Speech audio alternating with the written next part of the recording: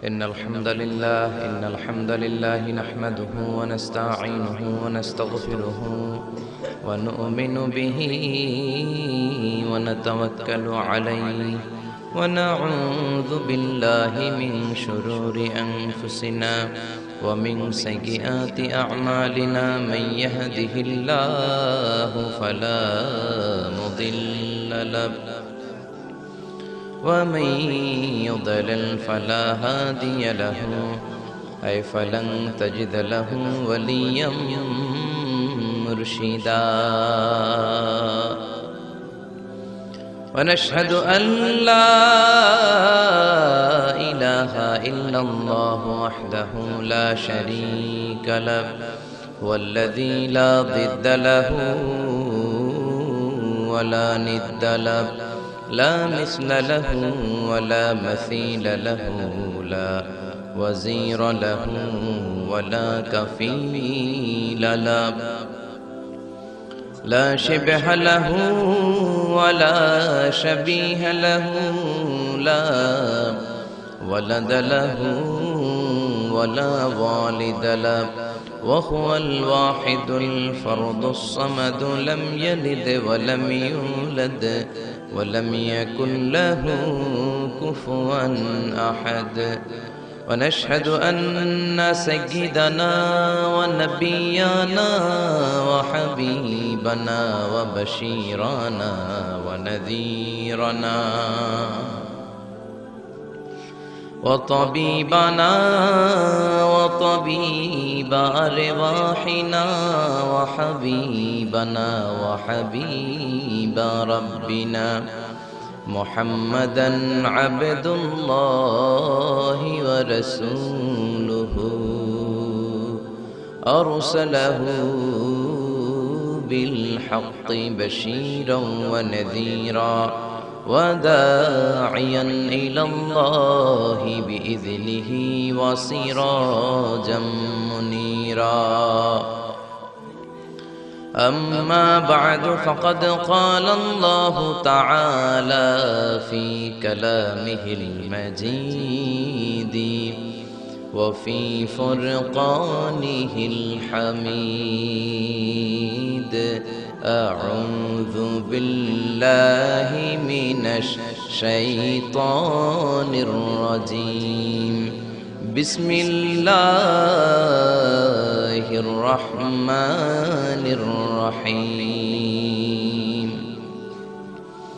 إن الله وملائكته يصلون على النبي يا أيها الذين آمنوا صلوا عليه وسلموا تسليما اللهم صل على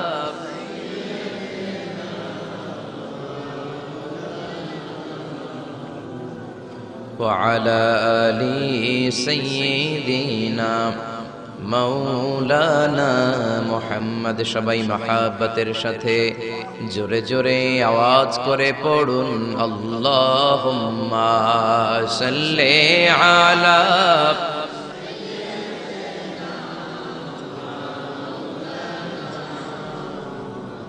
وعلى آل سيدنا مولانا محمد মনমার কাদরে দিলমার কাদরে যেতে সোনার মদিনায় মনমার কাদরে দিলমার যেতে সোনার মদিনায় ওই মদিনার পথের ধুলি ওই মদিনার পথের ধুলি জুড়ায় মনো বেদনা আল্লাহুম্মা সাল্লি আলা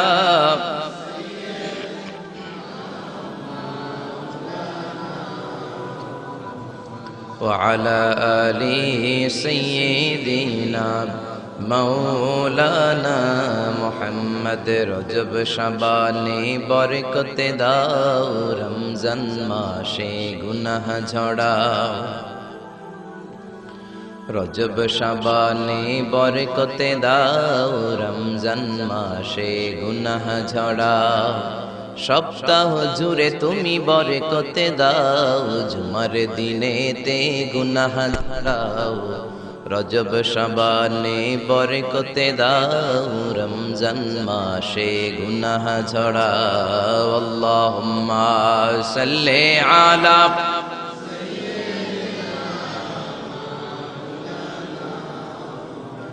وعلى آل سيدنا مولانا محمد لا إله إلا الله لا إله إلا الله جر لا إله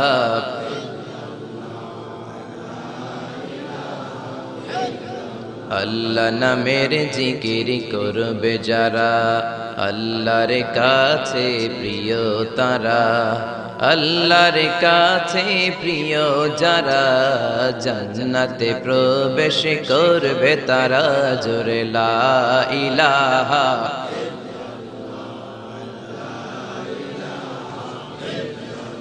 লা ইলাহা ইল্লাল্লাহু মুহাম্মাদুর রাসূলুল্লাহ সাল্লাল্লাহু আলাইহি ওয়াসাল্লাম বিসমিল্লাহির রহমানির রহিম পরম করুণাময় অসীম দয়ালু আল্লাহর নামে আমরা শুরু করছি জগন্নাথপুর বাইতুল মামুর জামে মসজিদ ও কবরবাসীর উদ্যোগে আজকের এই প্রোগ্রাম জগন্নাথপুর আপনাদের গ্রামের নাম এই এলাকায় কি হিন্দু খুব বেশি নাকি সব মুসলমান আগে ছিল কখনোই ছিল না তাহলে জগন্নাথপুর হইল কেমনে কোন এক সময় হয়ে গিয়েছে ঠিক কিনা আসার পথে আপনাদের একটা প্রাইমারি স্কুল বা হাই স্কুল দেখলাম ভগবান উচ্চ বিদ্যালয় আছে না নাই হিন্দু ভাইরা খুব সিকিউরিটির সাথে এদেশে থাকবে তাদের পূজা মণ্ডপে হামলা করা যাবে না তাদের সাথে কোনো খারাপ আচরণ করা যাবে না এরা অন্য ধর্মের এরাও আমাদের ভাই জোরে বলেন ঠিক কিনা একদল আছে দেখবেন প্রতিমা ভাঙে মূর্তি ভাঙে এটা কবিরা গুনাহ হিন্দুরা এই দেশে খুবই শান্তিপূর্ণভাবে তাদের পূজা পার্বণ পালন করবে এই প্রোগ্রাম আমাদের জন্য নয় এটা তাদের প্রোগ্রাম ঠিক কিনা এখন আপনি যদি বলেন ধর্ম যার যার উৎসব সবার ভেজাল আছে না নাই নো ইটস অ্যাবসলিউটলি রং এটা পুরোপুরি ভুল ধর্ম তোমার উৎসব তোমার চিল্লায় বলেন ঠিক কিনা তাদেরকে আপনি সিকিউরিটি দেন তাদেরকে তাদের মতো করে তাদের ধর্মকর্ম পালন করতে দেন কিন্তু তাদের নাচের সাথে আপনিও কোমর দুলানোর নাচ দিতে পারবেন না জোরে কোন ঠিক কিনা তারা যখন প্রতিমার কাছে সরস্বতীর কাছে যে বিদ্যার আবেদন করে আপনি করতে পারবেন না মা দুর্গা আসলে ফসল ভালো হয় এগুলো আপনি বলতে পারবেন না চিল্লায় বলেন ঠিক কিনা আপনি চাইতে হবে একজনের কাছে তিনি কে আল্লাহর কাছে চাইতে হবে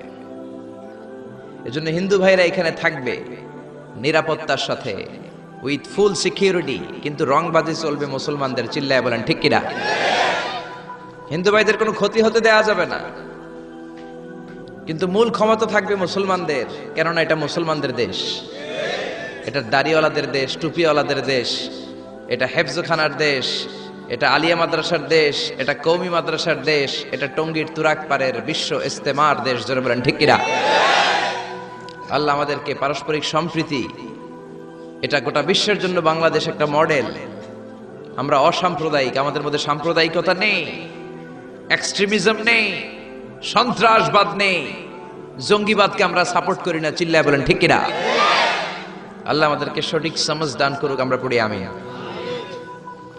জগন্নাথপুর মসজিদ সংলগ্ন ঈদগাহ মাঠ এই যে ঈদগাহ না আলহামদুলিল্লাহ কসবা বিবাড়িয়া আজকের প্রোগ্রামের সভাপতি হচ্ছেন জনাব আলহাজ সৈয়দ শামসুল আরিফিন সাহেব উনি এসেছেন আপনি না মাশাআল্লাহ সভাপতি উপস্থিত আছেন অনেক জায়গায় সভাপতি থাকে না আমাদের সভাপতি আছেন প্রধান আকর্ষণ আন্তর্জাতিক খ্যাতিসম্পন্ন মুফাসসিরে কোরআন আমার নাম লিখেছেন আপনারা এই কথাটা কমন হয়ে গেছে সবার নামের আগে দেখি আন্তর্জাতিক খ্যাতিসম্পন্ন আবার মুফাসসিরে কোরআন এটা কিন্তু একটা ডিগ্রি এটা একটা ডিগ্রি, আপনাকে 4 বছরের ডিগ্রি নিতে হবে তাফসিরের উপর। আমি মিশরের আল আজহার ইউনিভার্সিটিতে ডিগ্রি নিয়েছি 4 বছর কোরআনিক সায়েন্স ডিপার্টমেন্টের উপর। এই ডিগ্রিটা আপনি কমপ্লিট করলে when you get a certificate then you can call you as a mufassir of the holy book al Quran। এর আগে আপনি মুফাসসির নন। এজন্য মাইকে যারা কথা বলেন, আপনাদেরকে কোথাও দাওয়াত করলে আপনি মুফাসসির না হলে আপনি সোজা সাপটা বলবেন, ভাই আমি মুফাসসির নই, আমার নাম লিখে দেন শুধু। এখন সব জায়গায় মুফাসসিরে কোরআন আছে না নাই? দেশের 64 জেলাতেও যায় নাই, উনি আন্তর্জাতিক খ্যাতি সম্পন্ন মুফাসসিরে কোরআন আছে না নাই? আমার নামের আগে মুফাসসিরে কোরআন আন্তর্জাতিক খ্যাতি সম্পন্ন একটাও আমি পছন্দ করি না। আমার নাম মিজানুর রহমান, আর আল আজহারে পড়াশোনা করেছি, এজন্য একটা ডিগ্রি তারা আমাকে দিয়েছে আজহারি। That's enough. মিজানুর রহমান আজহারি, এই নামটা শুনে আপনারা দোয়া করলে আমার জীবন ধন্য। আমার আন্তর্জাতিক খ্যাতি সম্পন্ন হওয়ার দরকার নাই, আমার অত কিছু টাইটেলেরও দরকার নাই। মানুষ যত বড় তার নাম হবে ছোট। মহাবিশ্বের সবচাইতে শ্রেষ্ঠ যে মহামানব আমাদের প্রিয় নবী, চিল্লায় বলেন ঠিক কিনা? গোটা বিশ্বের মানুষ তার প্রশংসা করে। এই বিশ্বনবী ঈসা ইসলামের এক শব্দে নাম, কি নাম তার? মুহাম্মদ, MUHAMMAD, মিম হা মিম দাল, মুহাম্মদ, এক শব্দে তার নাম। এত কিছু নাই, এত উপাধি নাই, লকব নাই, কত সুন্দর করে আল্লাহ তার নামে একটা কোরআনের সূরাও দিলেন। জোরে বলেন ঠিক কিনা? এই নবীর প্রশংসা শুধু আমরা করি না, গোটা বিশ্ব করে। গোটা বিশ্বের মানুষ আমার নবীর প্রেমে ভালোবাসায় মাতোয়ারা। আপনি ইংল্যান্ডের ব্রিটিশ মিউজিয়ামে যদি কখনো ঢুকেন, দেখবেন ইংল্যান্ডের ব্রিটিশ মিউজিয়ামের এন্ট্রান্সে এই সাদা পাথরের ফলকে লেখা, as a father, as a teacher, as a law giver, as a law maker, as a reformer of the society, Muhammad is the superman of the world. বাবা হিসেবে, নেতা হিসেবে, সমাজ সংস্কারক হিসেবে মুহাম্মদ হচ্ছে এই পৃথিবীর একজন সুপারম্যান। ও যুবক ভাইরা, সুপারম্যানের টি শার্ট গেঞ্জি লাগালে সুপারম্যান হওয়া যায় না, সুপারম্যানের ট্যাটু লাগালে সুপারম্যান হওয়া যায় না, সুপারম্যানের স্টিকার লাগালে সুপারম্যান হওয়া যায় না। সুপারম্যান হতে হলে বিশ্বনবীর অনুসারী হওয়া লাগে। চিল্লায় বলেন ঠিক কিনা? এটা কি কোনো মুসলিম দেশের জাদুঘরে, মিউজিয়ামে লেখা, নাকি খ্রিস্টানদের জাদুঘরে? আসেন এবার বৌদ্ধ ধর্মে ঢুকি। বৌদ্ধদের বর্তমান বিশ্বের সবচেয়ে বড় ধর্মীয় নেতার নাম দালাই লামা, তিব্বতের ধর্মীয় গুরু। তিনি একটা ইন্টারন্যাশনাল কনফারেন্সে বলেছেন, the last messenger of Muslim community, মুসলিম বিশ্বের সর্বশেষ নবী, তিনি সাধারণ কোনো মানব নন, তিনি অবিসংবাদিত মানব হয়ে পৃথিবীতে এসেছেন। এটা কোনো মুসলমানের কমেন্ট নাকি বৌদ্ধদের কমেন্ট? সুবহানাল্লাহ কইতে মন চায় না? এবার আসেন খ্রিস্টানরা আবার কি বলে। মাইকেল এইচ হার্ট একটা বই লিখেছেন, বইটার নাম হচ্ছে দি 100, a ranking of the most influential personality in the world। পৃথিবী কাঁপানো 100 জন মনীষীর জীবনী তিনি সেখানে এনেছেন। সেখানে তিনি তার ধর্মের নবী জেসাস ক্রাইস্ট, যিশু খ্রিস্টের জীবনী এনেছেন, মুসা আলাইহিস সালামের জীবনী এনেছেন, জোসেফ, ইউসুফ আলাইহিস সালামের জীবনী এনেছেন, আব্রাহাম মানে ইব্রাহিম আলাইহিস সালামের জীবনী এনেছেন, আদম আলাইহিস সালামের জীবনী এনেছেন, আইনস্টাইনের জীবনী এনেছেন, আইজাক নিউটনের জীবনী এনেছেন, দালাই লামার জীবনী এনেছেন, গোটা বিশ্ব কাঁপানো সব নেতাদের জীবনী এনেছেন। কিন্তু তিনি খ্রিস্টান হয়েও সর্বপ্রথমে র্যাঙ্কিং এ যাকে 1 নম্বরে রেখেছেন, তিনি হচ্ছেন আমার নবী, আপনার নবী, পেয়ারা নবী, বিশ্ব নবী মুহাম্মদুর রাসূলুল্লাহ সাল্লাল্লাহু আলাইহি সাল্লামের নাম। এটা এই বইয়ের লেখক কি কোনো মুসলমান না খ্রিস্টান? এবার আসেন হিন্দু ধর্মের একটু ঢুমারি। মহাত্মা গান্ধীর নাম শুনছেন? ভারতের অবিসংবাদিত নেতা, ব্রিটিশ খেদাও আন্দোলনের পুরোধা। যিনি বারেট ল করেছেন লন্ডন থেকে, পেশায় একজন ব্যারিস্টার। তিনি ভাবলেন সবসময় মুসলমানদের একজন নবীর কথা শুনি, আমার হিন্দুস্থানে সবাই বলে মোহাম্মদ মোহাম্মদ, কেই মোহাম্মদ, দেখি তো তার একটা জীবনী গ্রন্থ পড়ি। তো 2 খণ্ডের একটা জীবনী গ্রন্থের প্রথম খণ্ড উনি পেলেন। উনি ভাবলেন ভূমিকাটা, বইয়ের ভূমিকাটা পড়ে রেখে দেব, পুরোটা পড়ার দরকার নেই। কিন্তু ভূমিকা পড়ার পরে পুরো জীবনী পড়ার আগ্রহ, কৌতূহল, কিউরিওসিটি তার অন্তরে ঢুকিয়ে দিল কে? পড়তে শুরু করলো। বিশ্বনবীর শৈশবকাল, কৈশোরকাল, যৌবনকাল, তার বিবাহ, তার সমাজনীতি, তার রাষ্ট্রনীতি, তার আন্তর্জাতিক নীতি, তার মাক্কি জীবন, তার মাদানী জীবন। পড়তে পড়তে প্রথম খণ্ড শেষ। এখন দ্বিতীয় খণ্ড পড়ার দরকার আছে না নাই? দ্বিতীয় খণ্ড তো তার কাছে নাই। তিনি একবার ইন্ডিয়ার পুরাতন লাইব্রেরিগুলোকে তন্ন তন্ন করে খুঁজে দ্বিতীয় খণ্ড জোগাড় করলেন, সেটাও পড়লেন। পরে তিনি অবাক। তিনি কমেন্ট করলেন, I have scanned lot of biographies in my life, But the biography of last messenger Muhammad was an unique, unparalleled and fantastic biography I've ever read. চিল্লায়ে বলেন আল্লাহু আকবার। আমি ভারতের নেতা মহাত্মা গান্ধী অনেকের জীবনী পড়লাম, কিন্তু মুসলমানদের নবী মুহাম্মাদের জীবনীর মতো কোনো জীবনী পাই নাই। এই জীবনীটা এটা একটা ইউনিক, আনপ্যারালাল, ফ্যান্টাস্টিক জীবনী, যে জীবনীর সাথে কারো জীবনীর কোনো মিল নাই। পড়েন সুবহানাল্লাহ।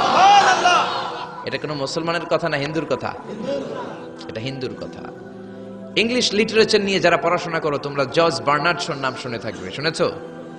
তিনি লিখেছেন বিশ্বনবীর বায়োগ্রাফি পড়ে, I've studied him, the wonderful man. In my opinion, far from being antichrist, and he must be called the savior of humanity. আমি মুহাম্মাদের জীবনীটাকে ব্যক্তিগতভাবে পড়েছি। আমার পক্ষ থেকে তাকে খ্রিস্টান বিরোধী বলাতে দূরের কথা, তাকে মানবতার ত্রাণকর্তা বলতে হবে। চিল্লায়ে বলেন সুবহানাল্লাহ।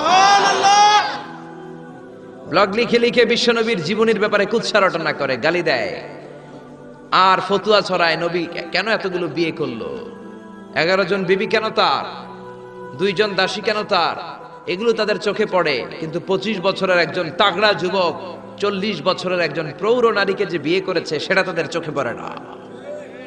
এই মহামানবটা একটা কুমারী নারীকে বিয়ে করেছে, আয়েশা, বাকি সবগুলা ছিল বিধবা। খাদিজা শুধু 40 বছরের প্রৌঢ় নারী নয়, বিশ্বনবীর সংসারে আসার আগেও খাদিজার আরো 2টা বিয়ে হয়েছে। খাদিজার গর্ভে অনেকগুলো সন্তান এসেছে, এগুলো তারা দেখে না। তিনি বিধবাদেরকে স্থান দিয়েছেন, প্রত্যেকটা বিয়ে আল্লাহর আদেশে করেছেন। চিল্লায়ে বলেন আল্লাহু আকবার। মায়েশার চেহারাটা সাইয়েদনা জিবরাইল রেশমি কাপড়ের মধ্যে করে বিশ্বনবীর কাছে এসে বললেন, ইয়া রাসূলুল্লাহ, দেখেন তো মেয়েটাকে কেমন লাগে। বিশ্বনবী বললেন, ভালো লাগে, কিন্তু মেয়েটা কার?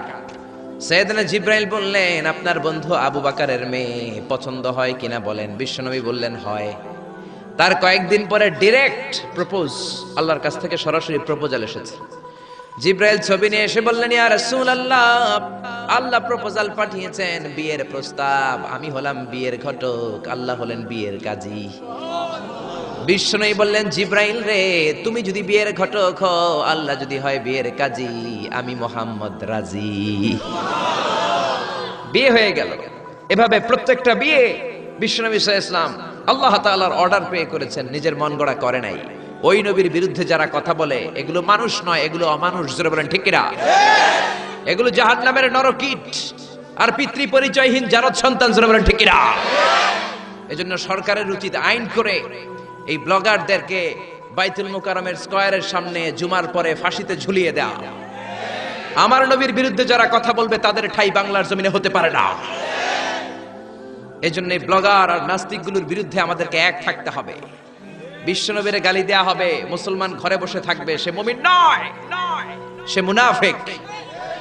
আসুন আমরা মহাবিশ্বের মহাবিশ্বয় মহাগ্রন্থ আল কোরআন থেকে কথা শুনি, যেই কোরআনের মধ্যে কোনো ভুল নাই, আছে সন্দেহ নাই, আছে সংশয় নাই, আছে। পৃথিবীর কোনো ধর্মগ্রন্থকে মুখস্থ করা যায় না, কিন্তু কোরআনকে করা যায়। এটা কোরআনের মুআজিজা। কোন ধর্মগ্রন্থ অবিকৃত অবস্থায় নেই। They already distorted their scripture. তাওরাত, জাবুর আল্লাহ নাজিল করেছেন হিব্রু ভাষায়। বলেন তো কোন ভাষায়? আরবিতে এটাকে বলে আল-লুগা আল-ইব্রানিয়া। ইব্রানি ভাষায় নাজিল করেছেন। ইনজিলকে আল্লাহ তাআলা নাজিল করেছেন সুরিয়ানি ভাষায়। আর এই কোরআনকে আল্লাহ তাআলা নাজিল করেছেন কোন ভাষায়?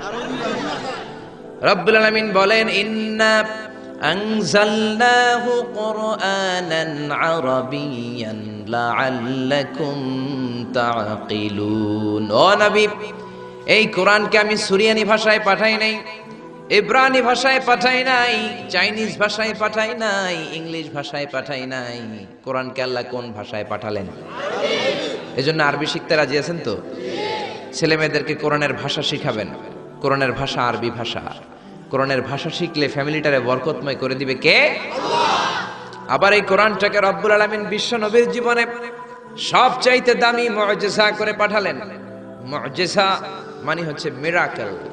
মিরাকেল মানে হচ্ছে অলৌকিক বিষয়। সব নবীকে আল্লাহ মিরাকেল দেন। নবী তার এলাকার লোকদেরকে এই মিরাকেল দেখান। এই মিরাকেল দেখিয়ে দেখিয়ে নবী তাদেরকে ঈমানদার বানান। সব নবীকে মিরাকেল দেয় কে? মিরাকেল, আবার মিরাক্কেল আক্কেল একটা কি যেন আছে, ওইটা না, অলৌকিক বিষয় যেটা নবী দেখান এলাকার মধ্যে। বিশ্বনবীকে আল্লাহ এরকম অনেক মিরাকেলস দিয়েছেন, অলৌকিক বিষয় দিয়েছেন। বিশ্বনবী আঙ্গুল দিয়ে চাঁদের মধ্যে ইশারা করেছেন, চাঁদ ভেঙে 2 ভাগ হয়েছে। কোন ঠিক কিনা? এটা অলৌকিক বিষয় না? আপনি আমি পারবো? পৃথিবীর কোন আল্লাহর ওলি পারবে? কিন্তু বিশ্বনবী পেরেছেন। চিল্লায় বলেন ঠিক কিনা?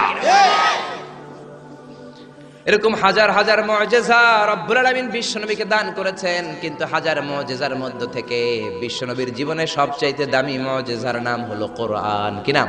কোরআন। চিল্লায় বলেন কি নাম? কোরআন। এই কোরআন হচ্ছে জীবিত মুআজিজা, a live miracle in the story of last messenger।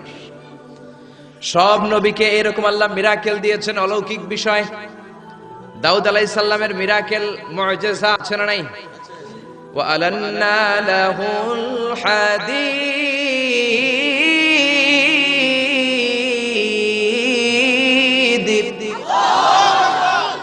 আল্লাহ কোরআনে বললেন, আমি আমার পয়গম্বর দাউদ আলাইহিস সালামকে যেই মিরাকেল বা অলৌকিক বিষয়টা দিয়েছি সেটা হলো লোহাকে নরম করার ক্ষমতা।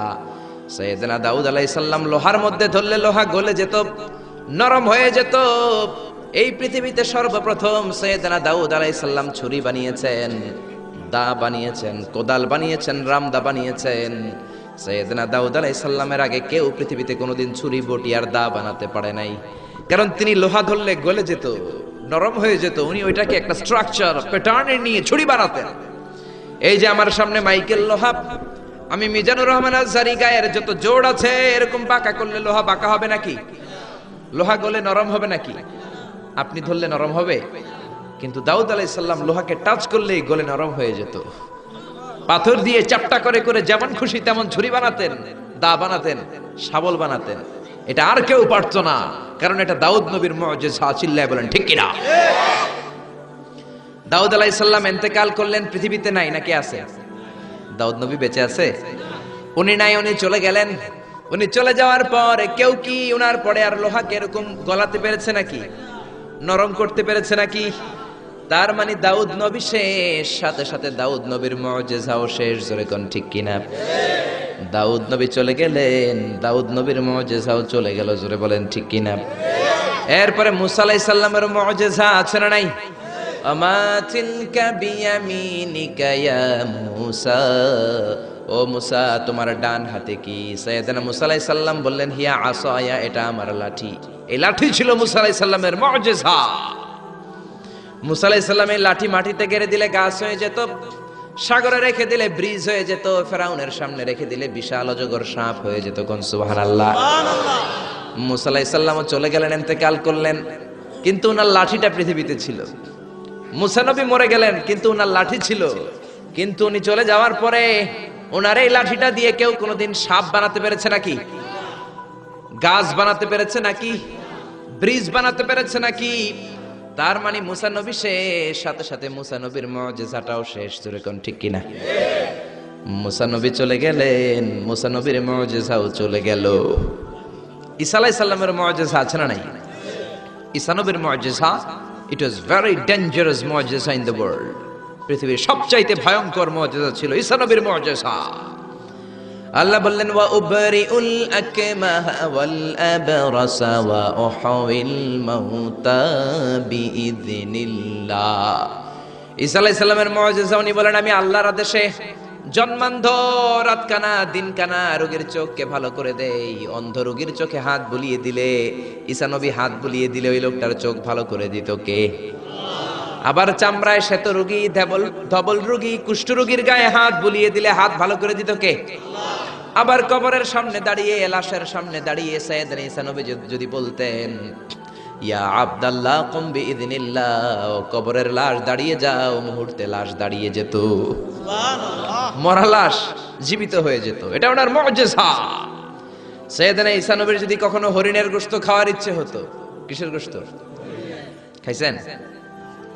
খাইছেন? খেয়েছো? হরিণের গোশত খাওয়ার যদি ইচ্ছে কখনো ঈসা নবীর হতো, উনি জঙ্গলের সামনে যে হরিণগুলোর ডাক দিতেন, ইয়া দাবি তাআল, এই হরিণ সামনে আয়। লাফিয়ে লাফিয়ে হরিণগুলো সামনে চলে আসতো। উনি দেখে দেখে চুজ করতেন কোন হরিণের গোশত খাবেন, ওই হরিণটারে হাতে নিতেন, ছুরি নিয়ে নিজ হাতে হরিণের গলায় ছুরি বসিয়ে জবাই করতেন, চামড়াটা কেটে কেটে গোশতগুলো আগুন দিয়ে ঝলসে ঝলসে বারবিকিউ করে খেতেন। কিন্তু হরিণের হাড্ডি খেতেন না। কি খেতেন না? গোশত খেতেন, হাড্ডি খেতেন না। হাড্ডিগুলোর স্তূপ করে জমা করে রাখতেন। খাওয়ার পরে হাড্ডির দিকে ইঙ্গিত করে বলতেন কুম বিইذনিল্লাহ, ও হরিণের মরা হাড্ডি, আল্লাহর আদেশে জীবিত হয়ে জঙ্গলে চলে যা। বলতে দেরি হতো, মরা হাড্ডি থেকে জীবিত হরিণ হয়ে জঙ্গলে যেতে দেরি হতো না। এটা ঈসা আলাইহিস সালামের মুজিজা। উনি মৃত জিনিসকে জীবিত করতে পারতেন। উনিও চতুর্থ আকাশে চলে গেলেন। উনি চলে যাওয়ার পরে উনার কোন খ্রিস্টান উম্মাত কোন অন্ধরোগীর চোখের মধ্যে হাত বুলালে চোখ ভালো হবে নাকি? চোখের পাওয়ার যেটা আছে ওইটাও যাইব, ঠিক কিনা? ধবল রোগী, শ্বেত রোগী, কুষ্ঠ রোগীর গায়ের মধ্যে হাত বুলিয়ে দিলে রোগ ভালো হবে নাকি? মরা লাশের সামনে দাঁড়িয়ে যদি বলে কুম বিইذনিল্লাহ, ও লাশ তুই মুহূর্তের মধ্যে জীবিত হয়ে দাঁড়িয়ে যা, লাশ দাঁড়াবে নাকি? এই ঈদগাতে মাঝে মাঝে জানাজার নামাজ হয় না? ধরেন আজকে একটা জানাজার নামাজ, সামনে লাশ, আপনারা দাঁড়ায় আছেন, একজন সামনে যায়, লাশের সামনে যায় বলে এই লাশ তুই দাঁড়া, এই তুই দাঁড়া, আপনারা কি বলবেন? বলবেন লাশ দাঁড়ানোর আগে তুমি একটা পাবনার টিকিট কেটে আসো। জোরে বলেন ঠিক কিনা? কারণ মাথার মধ্যে ঝামেলা ঢুকেছে, পাগলামি ঢুকেছে, লাশ দাঁড়াবে না, আর লাশ দাঁড় করে না তো ঈসা নবীর মুজিজা। জোরে কোন ঠিক কিনা? তার মানে ঈসা নবী চলে গেলেন, ওনার মুজিজাও চলে গেল, ওনার মুজিজা কেউ দেখাতে পারে না। ঈসা নবী শেষ, সাথে সাথে মুজিজাও শেষ। খেয়াল করে বুঝেন, দাউদ নবী চলে গেলেন, দাউদ নবীর মুজিজাও চলে গেল। মুসা নবী চলে গেলেন, মুসা নবীর মুজিজাও চলে গেল। ঈসা আলাইহিস সালাম চলে গেলেন, ঈসা নবীর মুজিজাও চলে গেল। বিশ্ব নবী চলে গেলেন, বিশ্ব নবীর মুজিজা কোরআন কি চলে গিয়েছে নাকি? বিশ্বনবীর সবচাইতে দামি মুজিজা কোরআন আছে না নাই?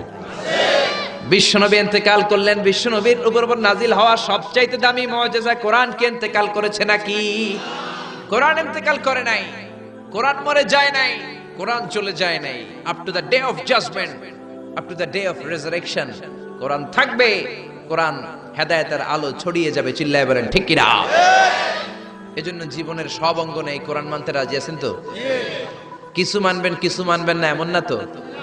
তাফসিরুল কোরআনে আসবেন তো? একদল আছে তাফসিরুল কোরআন, এটা ভালো লাগে না। তাফসিরুল কোরআন এই শব্দটাই তাদের ভালো লাগে না। তাফসিরুল কোরআন শুনলেই এদের গায়ে চুলকানি হয়, আছে না নাই? নামাজের রোজার ধারে ধারে না, তাফসির মাহফিল চোখে সয় না। জোরে কোন ঠিক কিনা? নামাজ রোজার ধারে ধারে না, তাফসির মাহফিল চোখে সয় না। শুধু খেলে কভু একবার ওই গুনাতি হাতুর ফাঁকি দিলি শুধু জনগণকে, আল্লাহর দরবারে বরখাস্ত খাস্ত হয়, পাপ করিবার হস্ত হস্ত হয়। তাই যদি হয় ব্যস্ত ব্যস্ত, কি করিলি দুনিয়াতে নিজেকে সঠিক বলে? ফাঁকি দিলি শুধু জনগণকে, আল্লাহর দরবারে বরখাস্ত খাস্ত হয়, পাপ করিবার হস্ত হস্ত হয়। তাই যদি হয় ব্যস্ত ব্যস্ত। চিল্লা বলেন ঠিক না? তাফসির মাহফিল ভাল লাগে না, গায়ে চুলকানি হয়। কিন্তু তাফসির দিয়ে যে এদেশে কত খেদমত হয়েছে, কত কাফির মুসলমান হয়েছে, কত নাস্তিক আস্তিক হয়েছে, তার কোনো ঠিক নাই। জোরে কোন ঠিক কিনা? এদেশের একজন মুফাসসির আছে যার হাতে হাত রেখে হাজার হাজার অমুসলিম ইসলাম ধর্ম গ্রহণ করেছে। জোরে বলেন ঠিক কিনা? জেলখানাতে বন্দী। এখন জেলখানা বানানো হয় চোর বাটপারের জন্য। কার জন্য? এখন চোর বাটপার দেশের বাইরে, জেলের বাইরে, আর মুফাসসিরে কোরআন জেলখানার ভিতরে। চিল্লায় বলেন ঠিক কিনা? জেলখানায় কোনো মুফাসসির বসে বসে কাঁদলে তার জন্য চিন্তিত হওয়ার কারণ নাই। তার গুনাহগুলো মাফ করে দিচ্ছে কে? আল্লাহ। তাকে ওলিদের শিরোমণি বানিয়ে দিচ্ছে কে? আল্লাহ। আমরা বিপদ আসলে কষ্ট পাই, আল্লাহরে বকা দেই। রোগ আসলে কষ্ট পাই, আল্লাহরে গালি দেই। সাহাবারা রোগ আর বিপদ না আসলে ভয় পেয়ে যেতেন। কারণ বিশ্বনবী বলতেন আসাদুন নাসি বালাআন আল আম্বিয়া, সবচাইতে বেশি আল্লাহ পরীক্ষা করেন নবীদেরকে। সুম্মাল আমসাল ফাল আমসাল, তারপরে সিদ্দিকিন, সোহাদাদেরকে, আল্লাহর ওলিদেরকে। মানুষ আল্লাহর কাছে যত প্রিয়, তার পরীক্ষাটাও তত কড়া, ঠিক না? এজন্য জেলখানায় কেউ থাকলে তার জন্য অত কষ্টের দরকার নাই, চিন্তার দরকার নাই। তার মর্যাদা বাড়িয়ে দিচ্ছে কে? আল্লাহ তার মর্যাদা বাড়িয়ে দিচ্ছে। তার জনপ্রিয়তার মতো জনপ্রিয়তা এই বাংলার জমিনে কারো নাই। এখনো আধা ঘন্টা তার কথা শোনার সুযোগ যদি দেয়া হতো, বাংলার কোনো মাঠ নাই, ঘাট নাই, বিল নাই, স্কয়ার নাই, সিলেটের হাকালুকি হাওর নাই যেখানে লোক জায়গা দেয়া যাবে। চিল্লায় বলেন ঠিক না? এজন্য যে কোরআনের রাস্তায় আমরা নেমেছি, এই রাস্তাটা বড় কঠিন। কালিমার দাওয়াত আপনি দিবেন, কালিমার কথা বলবেন, কালিমার পক্ষে থাকবেন, এই জিনিসটা এত সোজা না। কেউ আপনার রাস্তায় ফুল বিছিয়ে রাখবে না। এ রাস্তা কুসুমাস্তীর্ণ নয়, এটা কণ্টকাকীর্ণ। আপনাকে ঝুঁকি নিয়ে কথা বলতে হবে, আপনাকে ঝুঁকি নিয়ে ময়দানে কাজ করে যেতে হবে, ঝুঁকি নিয়ে কালিমার দাওয়াত দিতে হবে। চিল্লায় বলেন ঠিক না? এই কালিমার পথে আমরা উঠেছি, এই কোরআনের পথে আমরা নেমেছি। দুনিয়ার কোনো কিছু দিয়ে এই কোরআনের রাস্তা থেকে ফেরানো যাবে না, এখন ঠিক কিনা? বিশ্বনবীর কাছে অনেক প্রস্তাব ছিল। কাফিরেরা 3 দফা প্রস্তাব দিল। আব্দুল্লাহর বেটা মুহাম্মদ 3 দফা প্রস্তাব। কয় দফা? ও মুহাম্মদ, মদিনার নেতা হতে চাও? 1 দফা, নেতা বানিয়ে দেব। সম্পদ চাও? সম্পদ দিয়ে দেব। সুন্দরী নারী চাও? নারী দিয়ে দেব। এই কালেমার দাওয়াত ছেড়ে দাও, কোরআনের তাফসীর ছেড়ে দাও। বিশ্বনবী বললেন তোমাদের দফা 3টা, আমার দফা 1টা। সবাই বলল তোমার কি দফা? বিশ্বনবী বললেন লা ওয়াদাউ শামসা ফি ইয়ামিনি।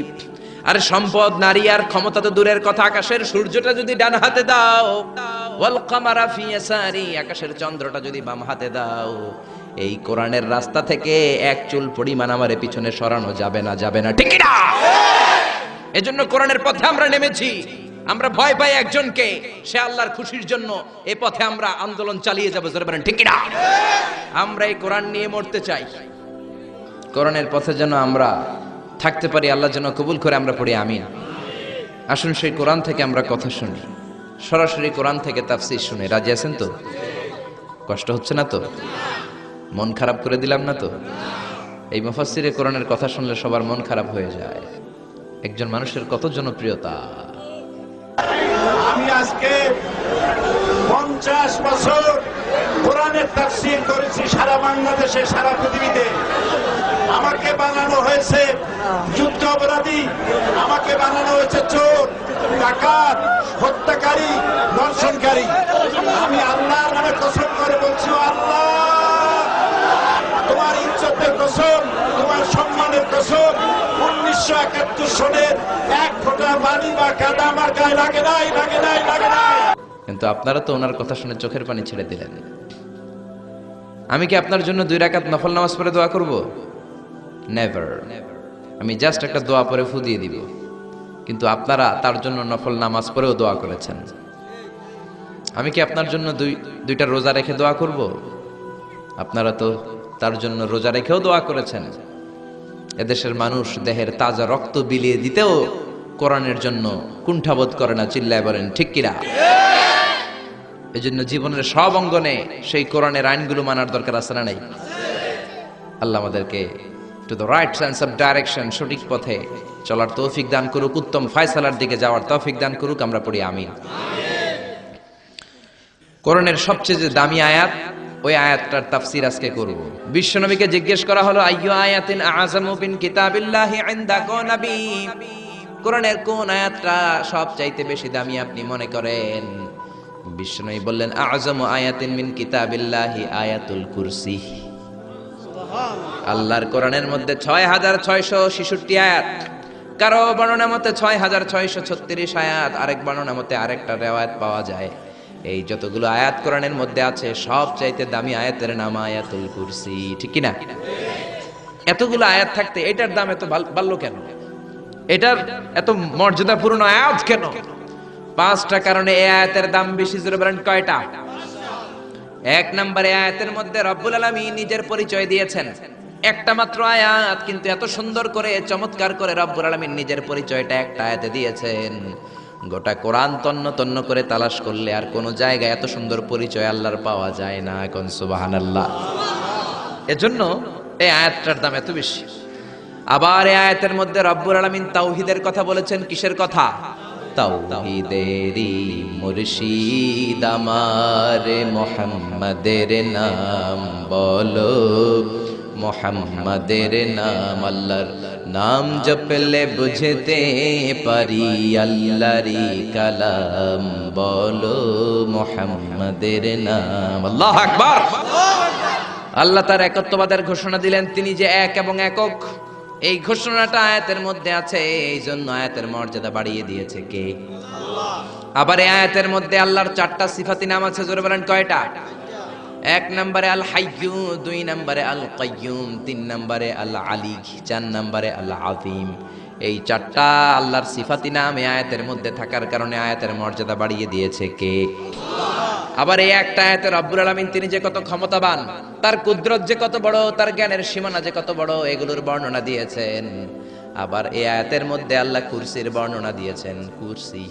কুরসি হচ্ছে পৃথিবীতে, মহাবিশ্বে আল্লাহ যে 4টা জিনিস সর্বপ্রথম তৈরি করেছে, আরশ, কুরসি, লৌহ, কলম, এই 4টা জিনিসকে মহাবিশ্বে আল্লাহ সর্বপ্রথম তৈরি করেছেন। এই কুরসির কথাও এই আয়াতের মধ্যে আছে না নাই? এই কুরসি শব্দটা থেকেই আয়াতের নামকরণ করা হয়েছে আয়াতুল কুরসি। এরপরে বিশ্বনবী আপনাদেরকে বললেন, মান কারা আয়াতুল কুরসি দুবুরা কুল্লি সালাতিন মাকতুবাতিন লাম ইয়ামনাহু মিন দুখুলিল জান্নাতি ইল্লাল মাউত। কেউ যদি প্রত্যেক ফরজ নামাজের পরে একবার করে আয়াতুল কুরসি পড়ে, সে জান্নাতে ঢোকার ক্ষেত্রে কোনো বাধা নাই, একটাই বাধা, তার মরণ। লোকটা মরে না, তাই জান্নাতে যায় না, মরলেই জান্নাতি। আল্লাহু আকবার। এই জন্য প্রত্যেক ফরজ নামাজের পরে আয়াতুল কুরসি পড়ার দরকার আছে না নাই? It should be a special wazifa for every Muslim at every evening and every morning. After every congregational prayer you offer in mosque. প্রত্যেক জামাতে নামাজের পরে প্রত্যেক মুসলমানের ওয়াজিফা হওয়া দরকার আয়াতুল কুরসি। ইমাম সাহেব সালাম ফিরাবে, সালাম ফেরানোর পরে আপনি আয়াতুল কুরসি পড়বেন। কিন্তু ইমাম সাহেবরা তো সময় দেয় না। আমাদের দেশে সালামের পরে হুট করে একটা মুনাজাত আছে না নাই? মুনাজাত দিবেন, সমস্যা নাই, কিন্তু আগে তাসবিহ পড়বেন। আমাদের দেশে এরকম আসসালামু আলাইকুম, আসসালামু আলাইকুম রাহমাতুল্লাহ, আমিন, ইয়া রহমান রহিম, শেষ। তো আপনি কি চাইলেন আল্লাহর কাছে? কি চাইলেন? আমিন ইয়া রহমান রাহিমিন। এত কম সময় কেন তোমার? জি বাংলা দেখতে তো তোমার সময় পাওয়া যায়, স্টার জলসা দেখতে সময় আছে, কিরণমালা দেখতে সময় আছে, বিপিএল এর খেলা দেখার সময় আছে, আইপিএল এর সময় আছে, আইসিসি এর সময় আছে, খুলনার সাথে কুমিল্লার ফাইনাল খেলা ওইটা দেখারও সময় আছে। কিন্তু আল্লাহর কাছে চাওয়ার সময় নাই। এক সাহাবী প্রতিদিন সালামের পরে দৌড় দিত, রাসূল বললেন, এক নাইক বসো। কই নবী কাজ আছে, কই বেটা বস। আল্লাহর কাছে চা আমার কিছু চাওয়ার নাই। রাসূলকে কিছু চাওয়ার না থাকলে নুন চা বেটা, লবণটাও আল্লাহর কাছে চা। তোমার পায়ের জুতা যদি ছিঁড়ে যায়, মুচির কাছে পড়ে যাবা, মুচির কাছে যাওয়ার আগে চাইতে হবে একজনের কাছে, তিনি কে? আল্লাহ। এজন্য প্রত্যেক ফরজ নামাজের পরে তাসবিহ পড়বেন। বিশ্বনবী তাসবিহ পড়তেন, এগুলো মানুষ জানেই না। বিশ্বনবী সালাম ফিরানোর পরে প্রত্যেক নামাজের পর সাহাবাদের দিকে মুখ ফিরিয়ে বসতেন। কিন্তু আমাদের দেশে শুধু ফজরের নামাজের পর আর আসরের নামাজের পর ইমাম সাহেবরা বসে, ঠিক কিনা? বাকি 3 নামাজে জোহর, মাগরিব, এশার পরে কি বসে? কি করে? সালাম আলাইকুম, সালাম আলাইকুম, আমিন ইয়া রহমান রহিম, ঠিক কিনা? তো এত কম সময় কেন আপনার মিয়া? বিশ্বনবী ঘুরে বসে থাকতে পারেন, তাসবিহ পড়তে পারেন, আপনি কোন সলিমদ্দি কোন কলিমদ্দি হয়ে গিয়েছেন। প্রত্যেক নামাজের পরে মুসল্লিদের দিকে ফিরে বসেন। বিশ্বনবী সালাম ফিরানোর পরে আসসালামু আলাইকুম ওয়া রাহমাতুল্লাহ, আসসালামু আলাইকুম ওয়া রাহমাতুল্লাহ, সালাম ফিরানোর পরে আওয়াজ করে বিশ্বনবী বলতেন আল্লাহু আকবার। কি বলতেন? নামাজ শুরু করছেন আল্লাহু আকবার, সালাম ফিরায় শেষ তখনও আল্লাহু আকবার। তারপরে 3 বার পড়তেন আস্তাগফিরুল্লাহ, আস্তাগফিরুল্লাহ, আস্তাগফিরুল্লাহ। তারপরে পড়তেন আস্তাগফিরুল্লাহ আল্লাযী লা ইলাহা ইল্লা হুয়াল হাইয়ুল কাইয়্যুম ওয়া আতুবু ইলাইহি। তারপরে 33 বার সুবহানাল্লাহ, 33 বার আলহামদুলিল্লাহ, 34 বার আল্লাহু আকবার। আসরা নাই, আরেকবার নাই, প্রত্যেকটাই 33 বার শেষ করবে লা ইলাহা ইল্লাল্লাহু ওয়াহদাহু লা শারীকা লাহু লাহুল মুলকু ওয়া লাহুল হামদু ইউহয়ী ওয়া ইউমীতু ওয়া হুয়া আলা কুল্লি শাইইন কাদির। এটা পড়ার পরে বিশ্বনবী আয়াতুল কুরসি পড়তেন। এরপরে পড়তেন আল্লাহুম্মা আনতাস সালাম ওয়া মিনকাস সালাম তাবারাকতা রাব্বানা ইয়া যাল জালালি ওয়াল ইকরাম। এরপরে পড়তেন রাদিতু বিল্লাহি রাব্বা ওয়া বিল ইসলামি দীনা ওয়া বিমুহাম্মাদিন নাবিয়্যা। তারপরে বলতেন আল্লাহুম্মা লা মানিআ লিমা আ'তাইতা ওয়া লা মু'তিয়া লিমা মানআতা ওয়া লা ইয়ানফা'ু যাল জাদ্দি মিনকাল জাদ। এরপরে পড়তেন আল্লাহুম্মা ইয়া মুকাল্লিবাল কুলুবি সাব্বিত কুলুবানা আলা দীনিক, আল্লাহুম্মা ইয়া মুসাররিফাল কুলুবি সাররিফ কুলুবানা আলা তাআতিক। এরকম কত দোয়া যে বিশ্বনবী পড়তেন। তারপরে যদি আপনার মুনাজাত করতে মনে চায় মুনাজাত করেন, অথবা আপনি যে দোয়াটা করেছেন সেটাই যদি যথেষ্ট মনে করেন ওই দোয়াটাই করেন, সমস্যা নাই। কিন্তু সালাম আলাইকুম আমিন ইয়া আরহামার রাহিমিন এটা করবেন, আর তাসবিহ পড়বেন। রাজি আছেন তো? এই দোয়াগুলো করলে আল্লাহ কবুল করে। আবার বিশ্বনবী বললেন আজান একামতের মাঝখানের সময়টা, ওই সময় দোয়া করলে আপনার দোয়া কবুল করে নেয় কে? আল্লাহ। জামাতের 15 মিনিট বাকি, মসজিদে ঢুকেছেন, সুন্নত পরে অনেকে বসে বসে ঘড়ির দিকে তাকায় রয়েছে। তো ঘরে আপনার ঘড়ি নাই, ঘড়ির দিকে তাকিয়ে থাকেন কেন? বিশ্বনবী বললেন দোয়া উলা ইউরাদ্দু বাইনাল আযানি ওয়াল ইকামা, আজান একামতের মাঝখানে দোয়া করলে ওই দোয়া আল্লাহ ফেরায় না। সুন্নত পরে আপনি বসে থাকার দরকার নাই। বাজারে যাওয়ার আগে যেমনি লিস্টি করে যান, পটল লাগবে, লাউ লাগবে, মাছ লাগবে, আল্লাহর কাছেও আপনার কি কি চাওয়া লাগবে কাগজের মধ্যে লিস্টি করে নিয়ে যাবেন। মসজিদে বসে বসে সুন্নত নামাজের পরে মুয়াজ্জিনের একামতের আগে ওইগুলো আল্লাহর কাছে চাওয়ার দরকার আছে না নাই? আবার বিশ্বনবী বললেন আদ-দুআ লা ইউরাদ্দু তাহতাল মাতার, বৃষ্টির নিচে দাঁড়িয়ে যখন তোমরা দোয়া করো ওই দোয়াটা কবুল করে কে? আল্লাহ। তুফান, থান্ডার, সাইক্লোন, টর্নেডো যেটা হয় ওই বৃষ্টিটা না, ভ্যাপসা একটা গরম, এই গরমটাকে দূর করে দেওয়ার জন্য দেখবেন ঝিরিঝিরি একটা রহমতের বৃষ্টি পড়ে, আছে না নাই? ওই দোয়ার নিচে দাঁড়িয়ে ওই বৃষ্টির পানি হাতের মধ্যে নিয়ে যদি আপনি আল্লাহর কাছে দোয়া করেন, দোয়া কবুল করে নেবে কে? আল্লাহ। বৃষ্টির সময় দোয়া করলে যে কবুল হয় এটা জানেই না, তো দোয়া করবে কেমনে? বৃষ্টির সময় দোয়া করবেন। আর এই দেশের মানুষ বৃষ্টি আসলে পাগল হয়ে যায়, গান বাজনা শুরু করে দেয়, আছে না নাই? এই বৃষ্টি ভেজা রাতে তুমি সইলা যাইও না, আছে না নাই? আরে বেটা দোয়া কর। আবার দেখি বৃষ্টি আসলে বড় বড় ডেক সেট বাজিয়ে দেয়, গান শুরু করে দেয়, বৃষ্টি পড়ে টাপুর টুপুর, পায়ে দিয়ে সোনার নূপুর, আঁকা বাঁকা মেঠো পথে কোন রূপসী হেঁটে যায়। কোন রূপসী হেঁটে যায় এটা জানে তোমার দরকার কি? তোমার রূপসী বউ লাগলে চাইবা একজনের কাছে, তিনি কে? এজন্য খবরদার, উপযুক্ত সময়গুলাতে আল্লাহর কাছে যদি আপনি দোয়ার মতো দোয়া করে দেন, আপনার দোয়া কবুল করে নেবে কে? এজন্য বিশ্বনবী বললেন খবরদার, ইযা আওয়াইতা ইলা ফিরাশিকা ফাকরা আয়াতুল কুরসি, রাত্রিবেলা যখন বিছানায় ঘুমাতে যাও, ঘুমাতে যাওয়ার আগে আয়াতুল কুরসি পড়ো। রাত্রিবেলা বিছানায় শুয়ে আয়াতুল কুরসি পড়লে জিন ভূত থেকে আপনার ঘরটারে হেফাজত করবে কে? রাতে ঘুমানোর সময় আয়াতুল কুরসি পড়বেন তো? It should be our special wazifa at every morning, at every evening for every Muslim. চিল্লায় বলেন ঠিক না? আবার বিশ্বনবী বললেন সকালবেলা যদি একবার আয়াতুল কুরসি পড়ো, সন্ধ্যা পর্যন্ত ফেরেশতা দিয়ে আপনারে হেফাজত করবে কে? আল্লাহ।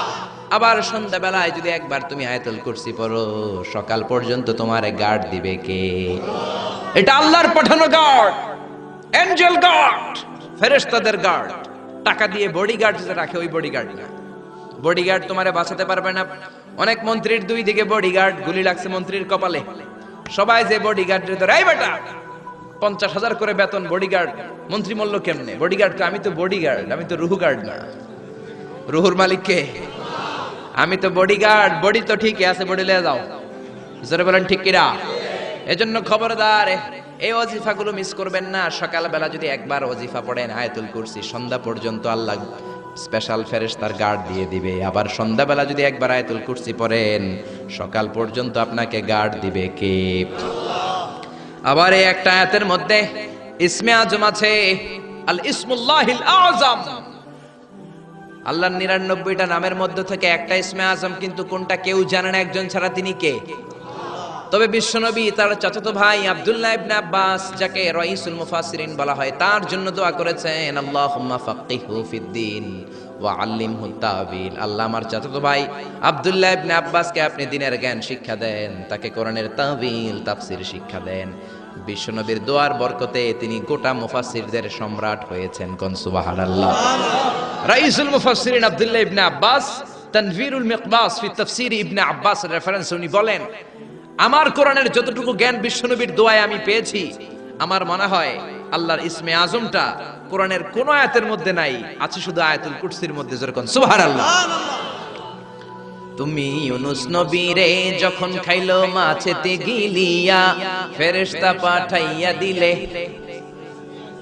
ইসমুল্লাহিল আযম ফেরেশতা পাঠাইয়া দিলে ইসমে আজম দিয়া প্রাণে ছিল যাহার ভয় সেটা পাইল যে আশ্রয় শত্রুদেরই হাত থেকে বাঁচাইলে প্রাণ আল্লাহু আল্লাহু পড়েন আল্লাহু আল্লাহু তুমি জাল্লে জালালুহু শেষ করা তো যায় না গে তোমার গুণগান আল্লাহু আল্লাহু এই যে ইসমে আজম যে ইসমে আজমের বদৌলতে রব্বুল আলামিন ইউনুস নবীকে তিমি মাছের পেট থেকে মুক্তি দিলেন ওই ইসমে আজম কোরআনের কোন আয়াতে আছে কেউ জানে না তবে আব্দুল্লাহ ইবনে আব্বাস বলেন আমার মনে হয় আল্লাহু লা ইলাহা ইল্লা হুয়াল হাইয়ুল কাইয়্যুম এই আল হাইয়ুল কাইয়্যুম এই শব্দটাই হলো ইসমে আজম সুবহানাল্লাহ সুবহানাল্লাহ এজন্য এই শব্দ দিয়ে দোয়া করবেন বিশ্বনবী এই শব্দ দুইটার ওসিলা দিয়ে দোয়া করতেন বিশ্বনবী দোয়া করতেন ইয়া হাইয়্যু ইয়া কাইয়্যুম বিরহমাতিকা আস্তাগীস ও হাইয়্যু ও কাইয়্যুম আপনার বদৌলতে আপনার নামের ওসিলায় আপনার কাছে আমরা পানাহ চাই বিরহমাতিকা আস্তাগীস আস্তাগীস শব্দটা এসেছে আল গাইস থেকে আল গাউস গাউস মানে সাহায্যকারী গাউসুল আজম কার নাম নাকি আব্দুল কাদের জিলানীর নাম খবরদার গাউসে পাক আব্দুল কাদের জিলানী নয় গাউসে পাক হলেন আল্লাহ গাউসুল আজম আব্দুল কাদের জিলানী নয় গাউসুল আজম হলো আল্লাহ গাউস মানে সাহায্যকারী আল আজম মানে মহান মহান সাহায্যকারী তো একজন তিনি কে আল্লাহ এজন্য খবরদার আল্লাহর ওলিরে আল্লাহর ওলি বলে ডাকবেন ওলিকে আল্লাহর চেয়ারে বসানোর দরকার নাই যেরকম ঠিক কিনা আব্দুল কাদের জিলানী অনেক বড় আল্লাহর ওলি ছিলেন উনি নিজে কোনোদিন নিজের গাউসে আজম বলেন নাই আপনি কেমন করে বলেন আব্দুল কাদের জিলানীকে গাউসে পাক বললে আপনার নামটা মুশরিকদের কাতারে তুলে দিবে কে এজন্য আয়াতুল কুরসিটা হবে আমাদের স্পেশাল ওয়াজিফা সবাই সকাল সন্ধ্যা আয়াতুল কুরসি পড়বেন তো আল্লাহ আয়াতুল কুরসির শব্দটা শুরু করেছেন আল্লাহ শব্দ দিয়ে কোন শব্দ দিয়ে আয়াতুল কুরসির প্রথম শব্দটা কি আল্লাহু লা ইলাহা ইল্লা হুয়াল হাইয়ুল কাইয়্যুম আল্লাহ এই শব্দটা দিয়ে আয়াতুল কুরসি শুরু এই আল্লাহ শব্দটা আল্লাহর আসল নাম কি নাম জোরে বলেন কি নাম এটাকে বলে ইসমুজ জাত আল্লাহর জাতি নাম আল্লাহর আসল নাম আল্লাহ নিজেই আল্লাহর নাম রেখেছেন আল্লাহর নাম রেখেছে কে আপনার নাম আল্লাহ রাখেন নাই আপনার নাম রেখেছে আপনার দাদা আপনার নাম রেখেছে আপনার কাকা আমার নাম রেখেছে আমার দাদা আমার বাবা গোটা বিশ্বের সবার নাম তার বাবা তার দাদারা রাখে কোন ঠিক কিনা কিন্তু আল্লাহর কি বাবা কিংবা দাদা আছে নাকি তো ওনার নাম তো একজনের রেখে দেওয়া লাগবে আল্লাহকে আমার দাদা নাই আমার বাবা নাই তোমাদের মতো আমার কাকা নাই আমার নানা নাই আমার নামটা আমি নিজেই রেখে দিয়েছি আল্লাহু আকবার আল্লাহ বললেন ইন্নানি আনাল্লাহু লা ইলাহা ইল্লা আনা ফা'বুদনি ওয়া আকিমিস সালাতা লিযিকরি ইন্নানি আনাল্লাহ আমি হলাম আল্লাহ আমি ছাড়া কোনো ইলাহ নাই আমার শরণে নামাজ কায়েম করো আল্লাহর নাম কেউ রাখে নাই আল্লাহ নিজেই রেখেছেন কোন ঠিক কিনা আবার আল্লাহ নামে আল্লাহ ছাড়া দুনিয়াতে কেউ নাই আল্লাহ নামে আল্লাহ ছাড়া দুনিয়াতে আর কেউ আছে আল্লাহ ছাড়া আর কারো নাম কোনোদিন আপনি শুনছেন আল্লাহ আমি পৃথিবীর অনেক দেশ ঘুরছি কম করে এক ডজন দেশ আমি পৃথিবীতে ঘুরেছি আমি কোথাও কারো নাম আল্লাহ শুনি নাই আপনি শুনেছেন কেউ শোনেন নাই শুনবেন কোত্থেকে কারণ আল্লাহ নামটা আল্লাহ ছাড়া আরো কারো নাই চিল্লায় বলেন ঠিক না এমনকি কোন নাস্তিকও তার নিজের নাম আল্লাহ বলে না কোন শয়তানের গড ফাদারও নিজের নাম আল্লাহ বলে নাই এমনকি ফেরাউনও তার নিজেকে আল্লাহ বলে নাই ফেরাউন নিজেকে দাবি করেছে আমি বড় রব ফাহাশারা ফানাদা ফাকালা আনা রাব্বুকুমুল আ'লা মিশরের সব লোককে জড়ো করে সে বলে নাই আমি আল্লাহ সে বলেছে আমি তোমাদের বড় রব আমি তোমাদের বড় খোদা আসলে খোদা না হুদা জোরে বলেন খোদা না হুদা এই জন্য বেয়াদবটাকে রব্বুল আলামিন সাগরের লোনা পানির মধ্যে ডুবিয়ে ডুবিয়ে মেরেছেন সাইয়েদনা মুসা আলাইহিস সালামকে মারার জন্য পেছন থেকে হামলা করা হলো সাইয়েদনা মুসা আলাইহিস সালাম লোহিত সাগরের দিকে দিলেন একটা দৌড়ে দৌড়াতে দৌড়াতে সামনে লোহিত সাগর আল্লাহর কাছে চোখের পানি ছেড়ে দিয়ে ডেকে বলেন আল্লাহ সামনে বিশাল লোহিত সাগর কেমন করে পার হব সাঁতার কেটে তো লোহিত সাগর পার হওয়া যায় না পেছন থেকে ফেরাউনের বাহিনী আমাদেরকে মারার জন্য এসেছে আল্লাহ বললেন মুসা দোয়ার দরকার নাই তোমার লাঠি দিছি কোন কাজের লাগে লাঠি দিয়েছি ব্রিজ বানাবা, সাপ বানাবা, বড় বড় জিনিস বানাবা, তোমার হাতের লাঠিটা লোহিত সাগরের মধ্যে রেখে দাও, বিশাল রাস্তা আমি এমনিতেই বানিয়ে দেব। সাইয়েদনা মুসা আলাইহিস সালাম লাঠি ফেললেন, লোহিত সাগরের এক মাথা থেকে আরেক মাথা বিশাল রাস্তা। এই লোহিত সাগর আমি অনেকবার গিয়েছি। Red Sea, it's border sea between KSA, the Kingdom of Saudi Arabia, and the Arab Republic of Egypt. মিশর এবং সৌদি আরবের মাঝখানে বর্ডার সাগর, এটা লোহিত সাগর। এটার এই মাথায় দাঁড়ালে ওই মাথায় সৌদি আরব। সুবহানাল্লাহ কইবেন না? জেদ্দা নগরী। এই লোহিত সাগরে ফেরাউন ডুবে মরেছে। অনেকে বলে নীল নদে ডুবে মরেছে, ভুয়া কথা। আমি ফেরাউনের দেশের মানুষ মিয়া, এই তথ্য আমার কাছ থেকে শুনেন। আমি ফেরাউনের দেশে ছিলাম 5 বছর, নীল নদের পানি খেয়েছি আমি 5 বছর। সরাসরি নীল নদ থেকে নিয়ে খাই নাই। আবার মিশরের সরকার রিফাইনিং করে, পরিশোধন করে, পাইপলাইনের মাধ্যমে গোটা মিশরে ছড়িয়ে দিয়েছে। নীল নদ লম্বায় সবচেয়ে বড়, আড়াআড়িতে বড় নয়। আপনি ভালো সাঁতার জানলে আড়াআড়ি পাশের দিক থেকে আপনি নীল নদকে ক্রস করে ওদিকে চলে যেতে পারবেন। কিন্তু লম্বা এটা 6695 কিলোমিটার লম্বা, পৃথিবীর সবচেয়ে বড় নদ। এটা জান্নাতের নদ। বিশ্বনবী যখন মেরাজে গেলেন, 2টা নদী সিদরাতুল মুনতাহা থেকে জান্নাতে চলে যায়, আর 2টা নদী জান্নাত থেকে পৃথিবীর দিকে নামে। বিশ্বনবী ডেকে বললেন, জিব্রাইল, যেই 2টা নদী জান্নাত থেকে দুনিয়ায় নামে, এই নদীটার নাম কি? বিশ্বনবী বললেন, একটা ইরাকের ফোরাত নদী, আর একটা হলো আপনার ভাই মুসার দেশ মিশরের নীল নদী। কোন সুবহানাল্লাহ। ফেরাউন বলল, আমি জীবনে মুসারে আসতে দিব না পৃথিবীতে। আল্লাহ বললেন, তোর ঘরে আমি মুসারে বড় করে ছাড়বো। কোন ঠিক কিনা?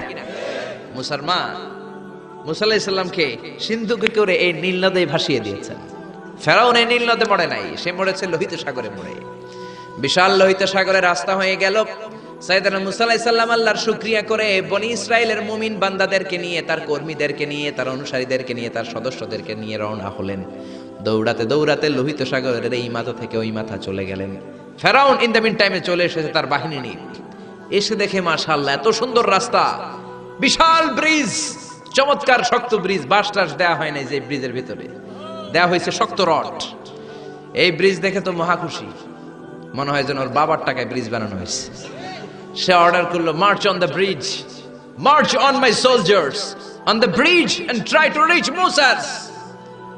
আমার এই সামনের ব্রিজটা পার হয়ে যাও, মুসাকে খপ করে ধরে নাও, আল্লাহকে দ্বারা ধরাইতেছি আমি।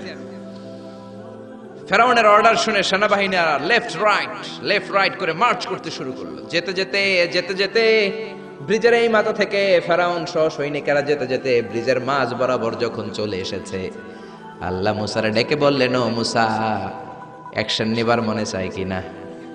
মুসা নেই বললেন, মনে চায়।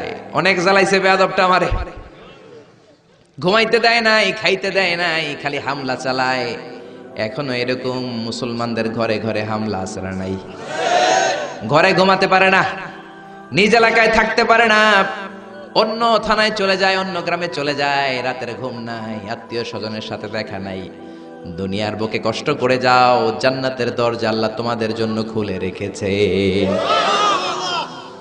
আল্লাহ বললেন, অ্যাকশন নিবার মন চায় কিনা মুসা? মুসা বললেন, অবশ্যই। আল্লাহ বললে, অ্যাকশন নিতে চাইলে আর দেরি করা যাবে না, লাঠিটা তোলো। সুবহানাল্লাহ কইবেন না? মুসা আলাইহিস সালাম লাঠি তুললেন। লাঠি তোলার সাথে সাথে লোহিত সাগরের এই মাথা থেকে ওই মাথার বিশাল ব্রিজ, পুরো ব্রিজটাইকে ভ্যানিশ করে দিল কে? উদাও, কোনো ব্রিজ নাই, শূন্যের মধ্যে সবগুলো থপাস থপাস করে পানিতে পড়তে শুরু করেছে। ও মিয়া, লোহিত সাগর এটা বাংলাদেশের পদ্মা যমুনার মতো হবে মনে হয়? তাহলে মেঘনা নদীর মতো, ব্রহ্মপুত্র, কপোতাক্ষ নদ, বিশাল বড় সাগর, কোন কুল কিনারা পায় না। আবার মেঘনা নদীর মতো হলে মিঠা পানির পানি গিলে গিলে খাওয়া যেত। সাগরের পানি কি মিঠা পানি নাকি লোনা পানি? এই সুন্দর ফুল সুন্দর ফল, মিঠা নদীর পানি, আল্লাহ তোমার মেহেরবানি। মিঠা নদীর পানি হলে খেয়ে ফেলতো, কিন্তু লোহিত সাগরের লোনা পানি, লবণ পানি আর খেতে পারে না। এক ঢোক ভিতরে যায়, বমি করে 2 ঢোক ফালায়। খেতে খেতে খেতে খেতে ফেরাউনের পেটটা এত বড় হয়েছে, আজীবন খেয়েছে মানুষের বাড়ির লাউ, অন্যের বাড়ির কদু, অন্যের বাড়ির খাসির রান। আজকে বেয়াদবের বাচ্চাটারে লোহিত সাগরের লবণের পানির মধ্যে চুবায় কে? পানি খেতে খেতে পেট এত বড়। এবার হাত তুলে কয়, আমি ভালো মানুষ। কি বলে? আমি ভালো মানুষ, আমি ঈমান আনলাম। বনি ইসরাইলের লোকেরা যার প্রতি ঈমান এনেছে, মুসার রব, হারুনের রব, ওই আল্লাহর ছাড়া আমি কাউরে মানি না। কত ভালো মানুষ দেখছেন। আল্লাহ বললেন, no, the time is up, the time is up, I never accept your ঈমান নাও। এখন তোর ঈমান আমি কবুল করব না। জিব্রাইলরে বললেন, ওর মাথাটা একটু ঠাইসা ধর, আর একটু জুবা দিয়া, আর একটু লোনা পানি খাওয়া। জিব্রাইল কিছুই করলেন না, ওইটা তো এমনি শুধু ভাসতেছে। মাথাটা একটু ঠেসে ধরলেন, আর কয়েক ঢোক পেটের ভিতরে ঢুকায় দিল কে? আল্লাহ বললেন, ফালইয়াউমা নুনাজ্জিকা বিবাদানিকা লিতাকুনা লিমান খালফাকা আয়া। ও ফেরাউন, তুই মরে গেলি, কিন্তু তোর লাশকে আমি মারবো না। তোর লাশটা গলবে না, পচবে না, কোনো কীট পতঙ্গ তোরে খাবে না, কোন তিমি মাছ তোর দেহের মধ্যে তার জিহ্বা লাগাবে না। কিয়ামত পর্যন্ত তোর চাচাতো ভাই, খালাতো ভাইদের জন্য তোর দেহটারে আমি শুটকি বানিয়ে রাখলাম। আজও ফেরাউনের লাশটা রয়ে গিয়েছে। আমি নিজ চোখে ফেরাউনের লাশ দেখেছি। মিশরের রাজধানী কায়রোর তাহরির স্কয়ারে তাদের যে মিউজিয়াম, ন্যাশনাল মিউজিয়ামের রয়্যাল মমিস চেম্বারে, আমরা তো আজহারের ছাত্র, ফ্রিতে ঢুকতাম, ফ্রি ঢুকছি, ফ্রি লাশ দেখেছি।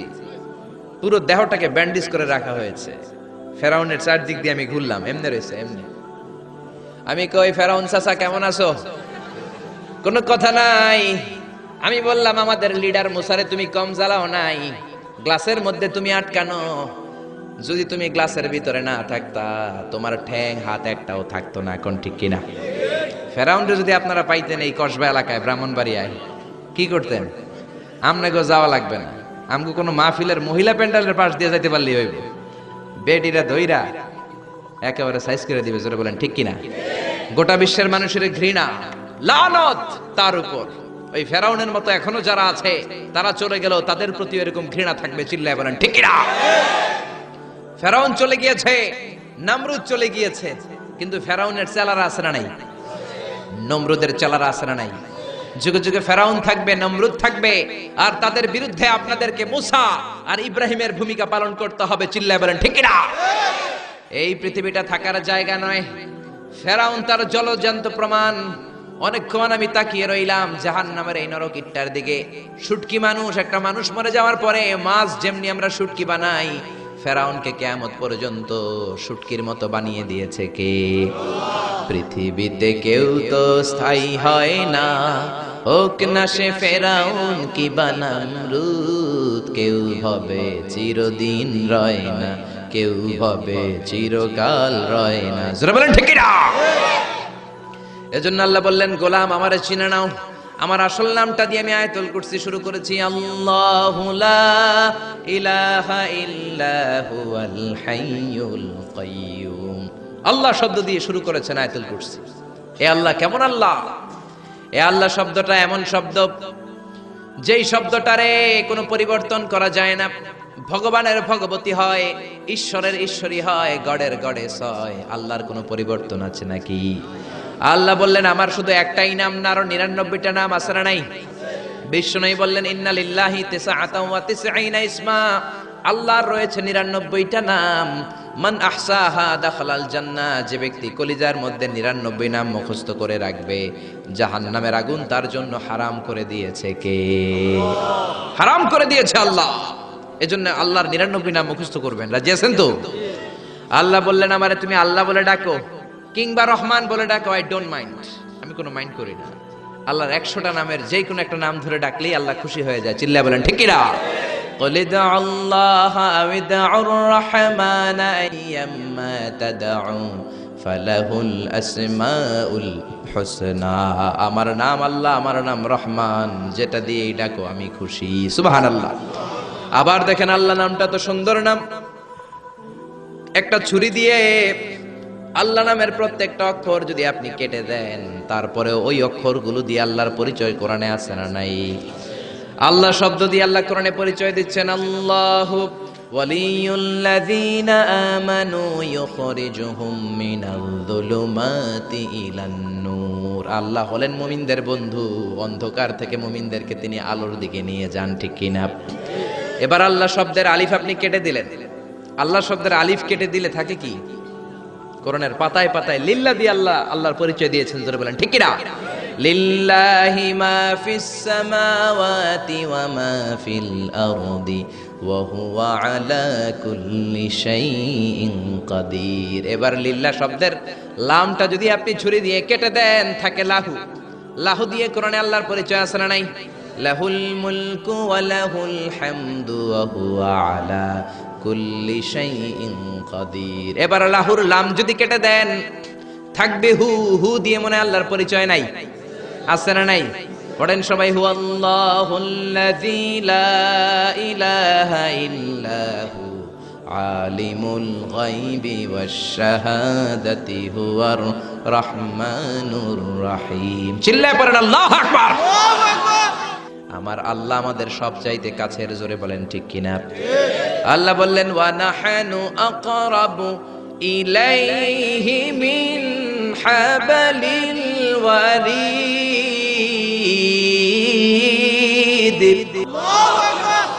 আমি আমার বান্দার শাহরগ কণ্ঠনালী, যেখানে শ্বাসনালী রয়েছে, ওই শ্বাসনালীর রগের চাইতো বান্দার বেশি কাছে থাকি। কোন সুবহানাল্লাহ।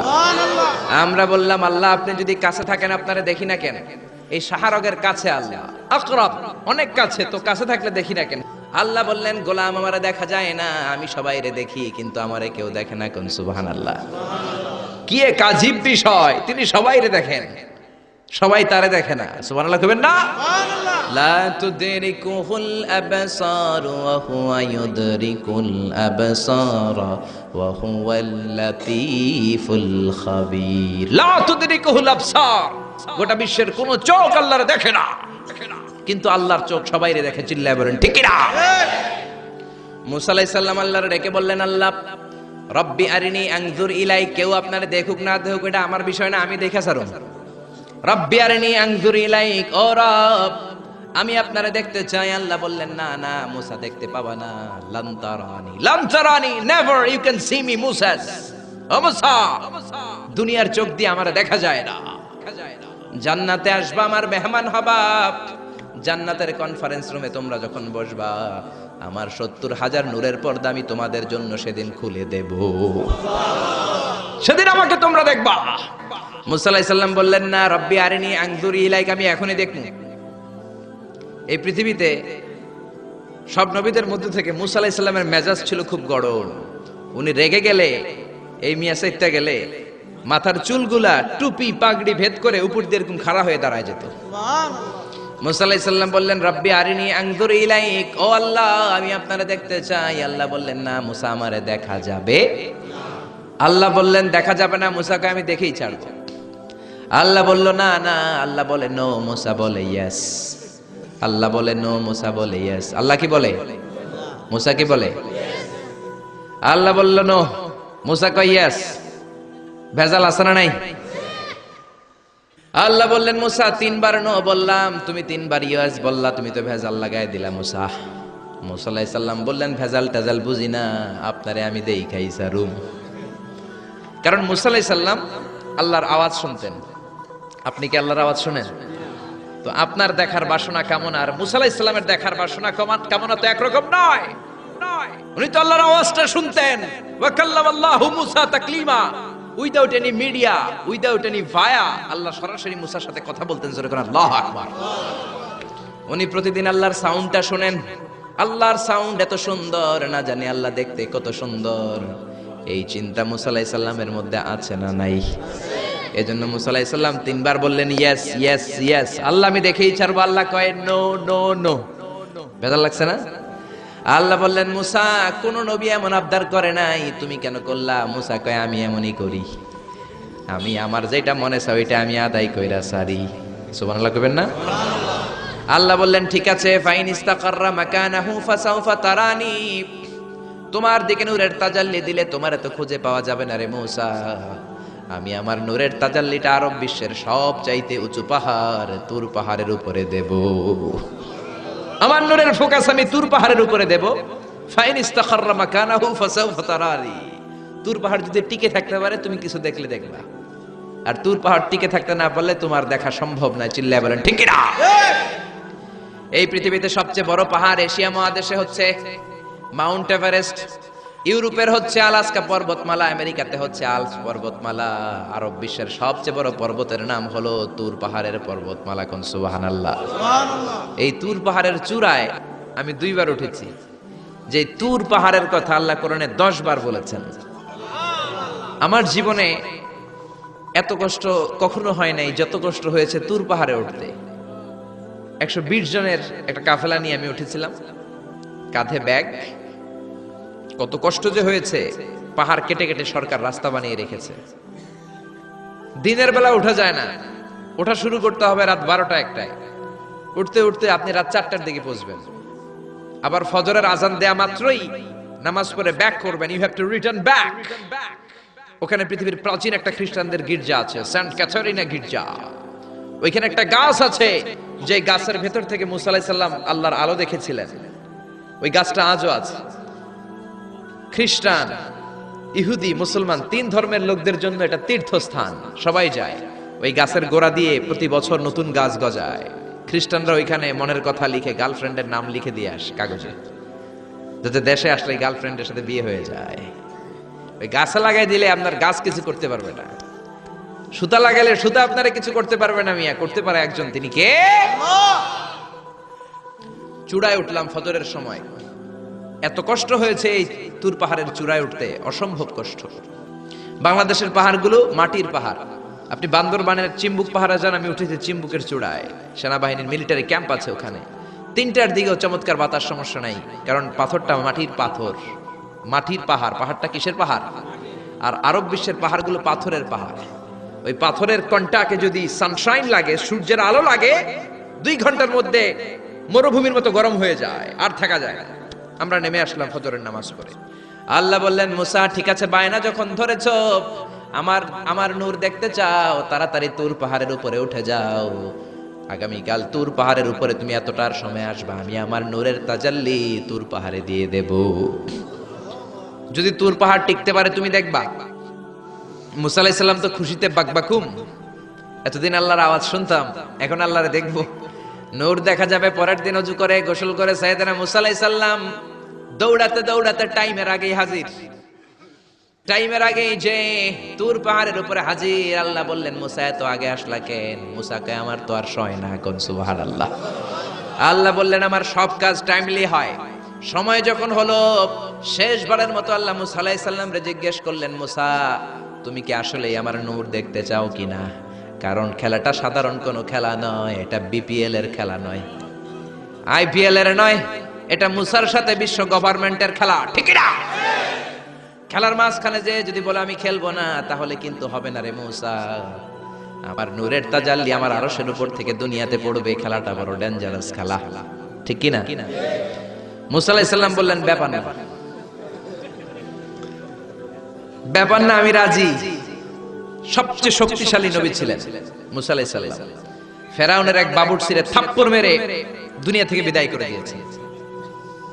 নিহত করার জন্য মারে নাই। ফেরাউনের বাবুর্চি মিশরে নতুন একজন টুরিস্ট এসেছিল, ভিজিটর, তার সাথে মারামারি লাগাইল।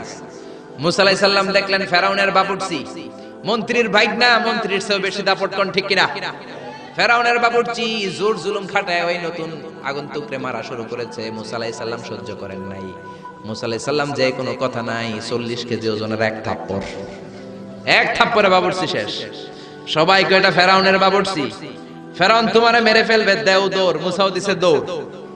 এক দৌড়ে দৌড়াতে দৌড়াতে দৌড়াতে মিশরের বর্ডার শেষ করে, যারা সৌদি মিশর মাদিয়ান ঘুরেছেন, সৌদি বর্ডারের এখানে একটা এলাকা আছে মাদিয়ান, ওইটা আবার শোয়েব আলাইহিস সালামের বর্ডার, সুবহানাল্লাহ কইবেন না? ওইখানে চলে গেছে। শোয়েব আলাইহিস সালাম বৃদ্ধ নবী ছিলেন, ওনার 2টা মেয়ে ছিল, ছাগল পালতো, ছাগলের পানি খাওয়াইতে গেছে।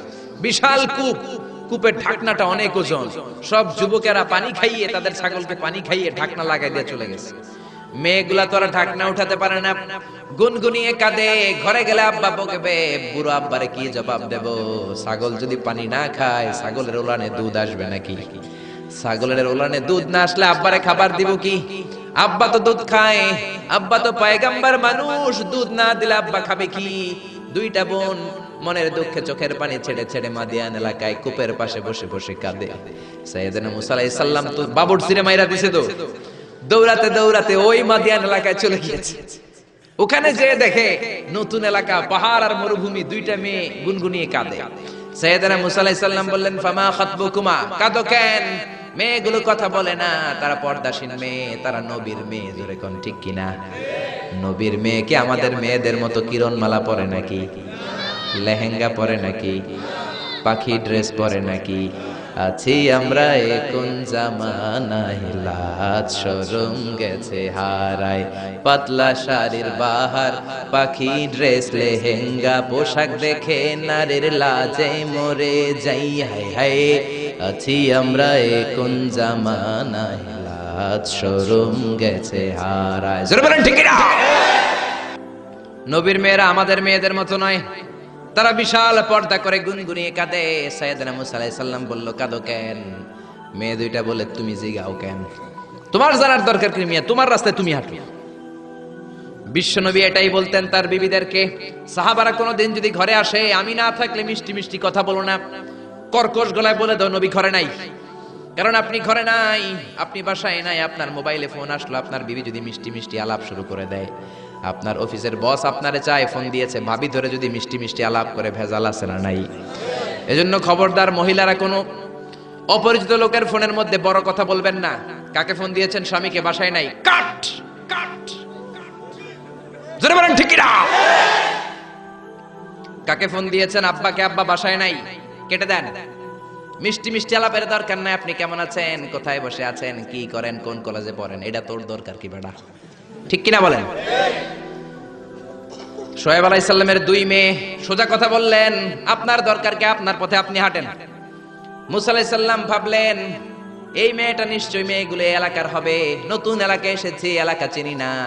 মেয়ে দুইটারে যদি জিজ্ঞেস করে রাস্তাঘাট চিনা যায়, তৃষ্ণায় গলা ফেটে যায়, আমি কি করব বুঝতেছি না। মুসা আলাইহিস সালাম বললেন, ও তোমরা বলো আমি ভালো মানুষ, কেন তোমরা কাঁদো?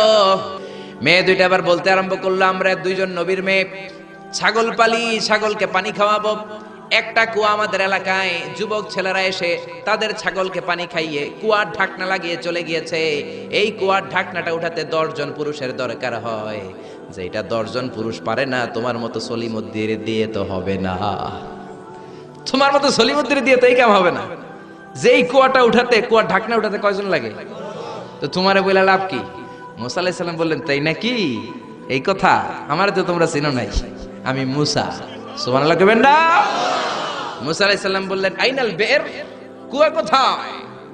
হাদা হুয়াল বের, এই তো কুয়া। মুসা আলাইহিস সালাম সামনে যে ডান হাতে ইউজ করেন নাই, বাম হাতে একটা ধাক্কা মারছে। বাম হাতের ধাক্কায় কুয়ার ঢাকনা 10 হাত দূরে যেয়ে পড়েছে।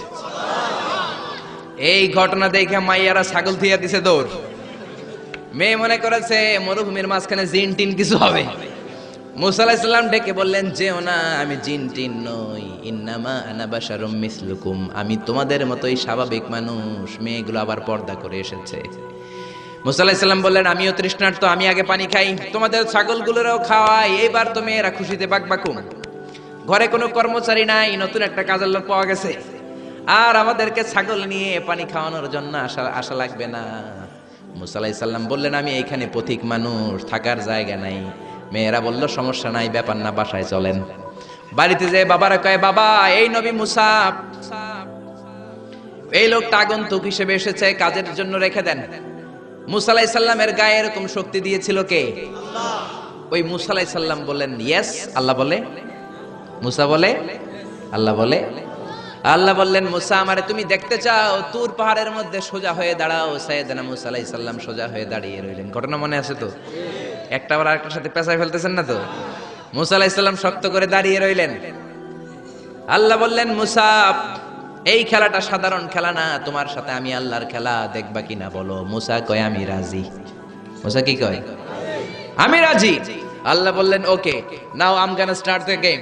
আমি এবার গেম শুরু করে দেব। মুসা ডানে বায়ে সামনে পেছনে চতুর্দিকে 12 ফারসাক এরিয়া, 4 ফারসাক এরিয়া, 1 ফারসাকে 4 মাইল, 1 ফারসাকে 3 মাইল, 4 ফারসাকে 12 মাইল।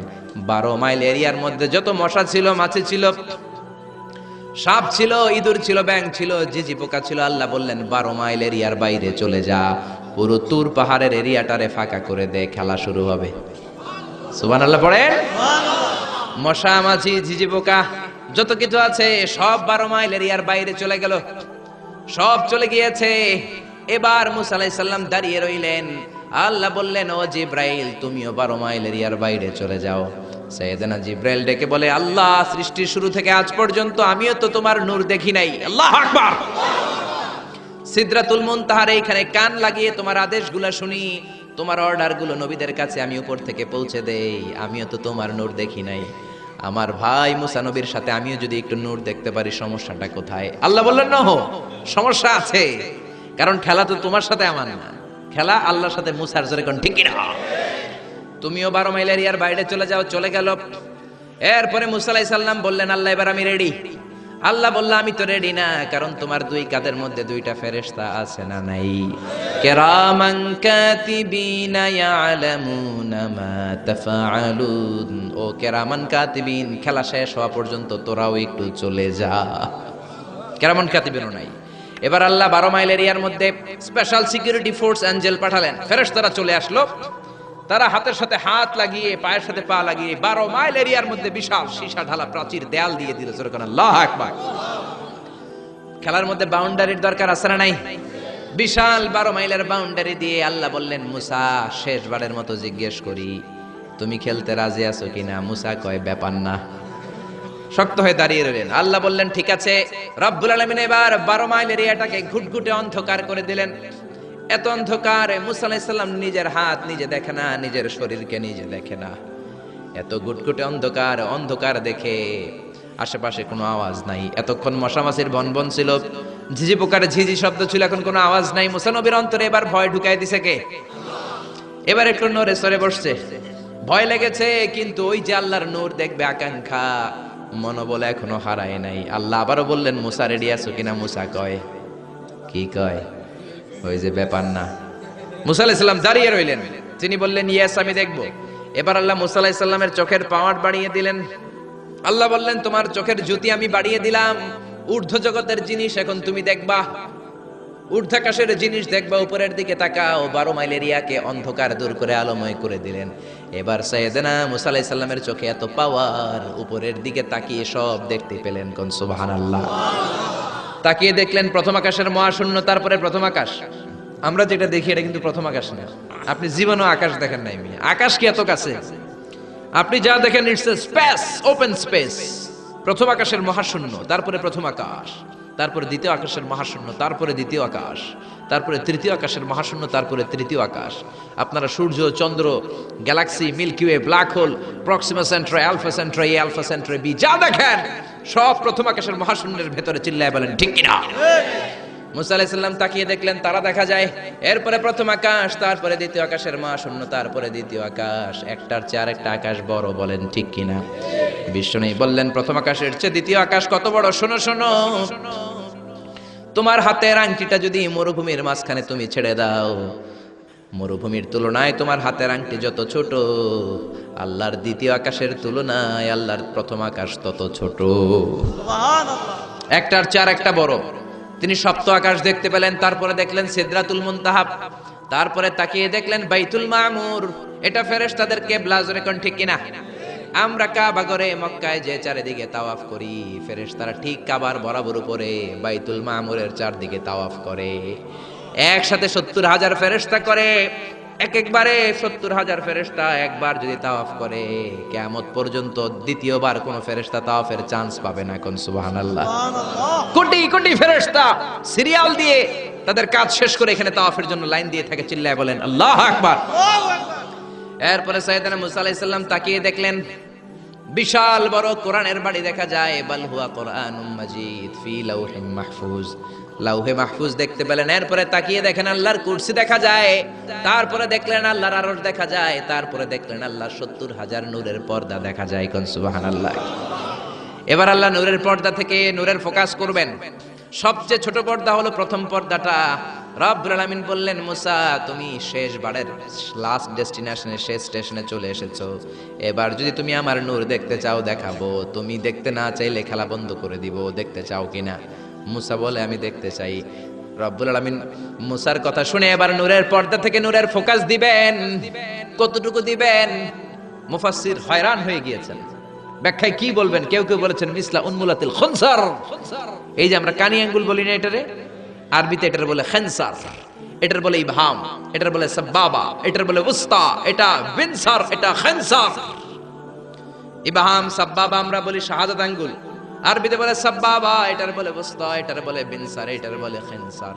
মুফাসসিরিন ইকরাম বলেন খেনসার আঙ্গুল পরিমাণ এই আঙ্গুলের কানি আঙ্গুলের সামনে যতটুকু পরিমাণ, ওই পরিমাণ জায়গা আল্লাহ 70,000 নূরের পর্দা নয়, শুধুমাত্র প্রথম পর্দাটা এতটুকু ফাঁক করেছে। আবার কোন কোন মুফাসসিরিন বলেছেন না না, এত বেশি না। একটা সুইয়ের পেছনে যত ছিদ্র, সুইয়ের ভেতরে সুতা ঢোকানোর জন্য যতটুকু ছিদ্র লাগে, ততটুকু ছিদ্র আল্লাহ আলাদা করে তিনি ফোকাস করেছেন। ফালাম্মা তাজাল্লা রাব্বুহু লিল জাবালি জাআলাহু দাক্কাও ওয়া খাররা মূসা সাইকা। রব্বুল আলামিন নূরের তাজাল্লি যখন তুর পাহাড়ের উপর দিলেন, এক সেকেন্ডের জন্য নূরের ফোকাস নয়, এক সেকেন্ড 1000 ভাগ করলে হয় 1 মাইক্রোসেকেন্ড, 1 মাইক্রোসেকেন্ড 1000 ভাগ করলে হয় 1 ন্যানো সেকেন্ড। 1 ন্যানো সেকেন্ডের জন্য রব্বুল আলামিন নূরের ফোকাস দিলেন। কোন সুবহানাল্লাহ। ওই নূরের ফোকাস পেয়ে ফালাম্মা তাজাল্লা রাব্বুহু লিল জাবালি জাআলাহু দাক্কা ওয়া খাররা মূসা সাইকা, মুহূর্তের মধ্যে বিশাল সিলসিলাত তুরে সাইরা আল্লাহর নূরের তাজাল্লিতে জ্বলে পুড়ে মেসাকার হয়ে যায়। মূসা আলাইহিস সালাম কি আর দেখবে? এটা তো 1 সেকেন্ডও না। 1 সেকেন্ডে 1000 ভাগ করলে 1 মাইক্রোসেকেন্ড, 1 মাইক্রোসেকেন্ডকে 1000 ভাগ করলে 1 ন্যানো সেকেন্ড। 1 ন্যানো সেকেন্ডের জন্য নূরের ঝলক মেরেছে। ওই নূরের ঝলকে তুর পাহাড় জ্বলে যায়। সাইয়েদনা মূসা আলাইহিস সালাম বেহুশ হয়ে পাহাড়ের উপরে পড়ে যায়। কোন সুবহানাল্লাহ। হুশ ফেরার পরে হাত জোর করে আল্লাহর কাছে ক্ষমা চায়, মাবুদ রে, আর জীবনে বায়না ধরবো না, আর জীবনে বলবো না আমি তোমারে দেখতে চাই। জনমের স্বাদ মিটে গেছে, কিছুই দেখতে পারে নাই, এক তাজাল্লিতে বেহুশ হয়ে পড়ে গিয়েছে। চিৎকার করে পড়েন না আল্লাহু আকবার। সে আল্লাহ বলছেন লা তুদরিকুহুল আবসার ওয়া হুয়া ইউদরিকুল আবসার ওয়া হুয়াল লাতীফুল খাবীর। আয়াতুল কুরসি শুরু হয়েছে কোন শব্দ দিয়ে? আল্লাহ শব্দ দিয়ে। আল্লাহ বললেন আল্লাহু লা ইলাহা ইল্লাহু, তিনি ছাড়া কোনো ইলাহ নাই। ইলাহ একজন, মাবুদ একজন, চাইতে হবে তার কাছে। জোরে বলেন ঠিক কিনা? এজন্য খাজা বাবার কাছে নয়, দয়াল বাবার কাছে নয়, পাগলা বাবার কাছে নয়, ল্যাংটা বাবার কাছে নয়, চাইতে হবে কার কাছে? আল্লাহর কাছে চাইবেন, গণকের কাছেও না, জ্যোতিষ বাবার কাছেও না। জোরে কোন ঠিক কিনা? অনেকে জ্যোতিষের কাছে চায়, আছে না নাই? রাশিফল দেখে উল্টা পাল্টা বলে। আপনি আপনার বন্ধুরে নিয়ে গেলেন, বললেন জ্যোতিষ বাবা আমার কোন রাশি, আমার বন্ধুর কোন রাশি? জ্যোতিষ বাবা বলবে তোর ভাল্লুক রাশি, তোর বন্ধুর উল্লুক রাশি। এটার ভাল্লুক রাশি, ওইটার আন্দাজে কথা বলে। এজন্য এদের কাছে চাওয়া যাবে না, চাইতে হবে একজনের কাছে। তিনি কে? তার মানে আয়াতুল কুরসির শুরুতে আল্লাহ তাওহীদের ফোকাস দিলেন। তাওহীদ আপনার জীবনের সবচাইতে দামি জিনিস। তাওহীদ শেষ, আপনি শেষ। তাওহীদের বিপরীত হচ্ছে শিরক। তাওহীদের বিপরীত কি? এই শিরক। এটা ক্যান্সারের চেয়ে ভয়ঙ্কর। ক্যান্সার এত মারাত্মক নয়, শিরক যতটা মারাত্মক। ক্যান্সারের অ্যানসার আছে, শিরকের অ্যানসার নাই। ক্যান্সারের অ্যানসার পাওয়া যায়, শিরকের অ্যানসার পাওয়া যায় না, ঠিক কিনা? ইন্নাল্লাহা লা ইয়াগফিরু আন ইউশরাকা বিহি, আল্লাহ শিরক ছাড়া সব গুনাহকে ক্ষমা করে দিতে পারেন, শিরকের গুনাহ আল্লাহ কখনো ক্ষমা করেন না। কোন ঠিক কিনা? আবার হাদিসে কুদসিতে আল্লাহ বললেন, গোলাম কিয়ামতের দিন পাহাড় পরিমাণ গুনাহ নিয়ে এসেছো, জমিন পরিমাণ গুনাহ নিয়ে এসেছো, ওই গুনার মধ্যে যদি শিরকের গুনাহ না থাকে, আমি পাহাড় পরিমাণ ক্ষমা নিয়ে তোমার দরবারে হাজির হয়ে যাব। এজন্য শিরক করা যাবে না। জোরে বলেন ঠিক কিনা? আল্লাহ বলেন আল্লাহু লা ইলাহা ইল্লাহু, তিনি ছাড়া কোনো ইলাহ নাই। আল হাইয়ুল কাইয়ুম, তিনি হলেন শাশ্বত চিরঞ্জীব। আল হাই মানে দাইমুল হায়াত, দাইমুল বাকা, আজীবন তিনি থাকবেন, তিনি কোনদিন শেষ হবেন না। তিনি হলেন আল হাই। আল হাই মানে দাইমুল বাকা, আজীবন তিনি বেঁচে থাকবেন। সবাই মরে যাবে, তিনি থাকবেন। কোন ঠিক কিনা? কুল্লু মান আলাইহা ফানি ওয়া ইয়াবকা ওয়াজহু রাব্বিকা যুল জালালি ওয়াল ইকরাম ফাবিআইয়ি আলাই রাব্বিকুমা তুকাযযিবান। তিনি অক্ষয়, তিনি অব্যয়, তিনি অনাদি, তিনি অনন্ত, তিনি শাশ্বত, তিনি চিরঞ্জীব, তিনি সদা জাগ্রত, সদা সজাগ। চিল্লায় বলেন ঠিক কিনা? আজীবন তিনি বাঁচবেন, তিনি মরবেন না। এজন্য বলা হয় আল বাকাউ লিল্লাহ। আমাদের দেশে মানুষ মারা গেলে হু হু করে কাঁদা শুরু করে দেয়, আরব দেশে কাঁদে না, তারা কেরাতের সম্মেলন করে। কেউ মারা গেলে 3 দিন পরে কেরাত সম্মেলন করে। এই যে কেরাত সম্মেলন, বিশাল বড় কেরাত সম্মেলনের মধ্যে তারা তাদের মৃত ব্যক্তির জন্য দোয়া করে। কিন্তু আমরা তো এমনটা করি না। আমাদের চিল্লা চিল্লি আছে না নাই? আমারে লইয়া গেল রে, সাইরা গেল রে। মহিলারা কাঁদে বেশি, ঠিক কি না? একেবারে চুল টানাটানি মাটিতে গড়াগড়ি খায়, আছে না নাই? আপনি কান্না করলে মাইয়েতের উপর আযাব হবে, যেরকম ঠিক কিনা?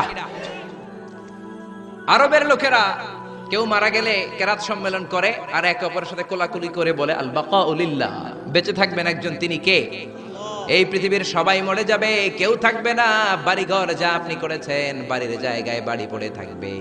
যেই বাড়ি আপনি করেছেন এইটা আপনার বাড়ি নয়। আপনার বাড়ি হলে আপনার বাবাও বলতো আমার বাড়ি। আপনার দাদা যখন এই বাড়িতে থাকতো তিনিও বলতো আমার বাড়ি, যেরকম ঠিক কিনা?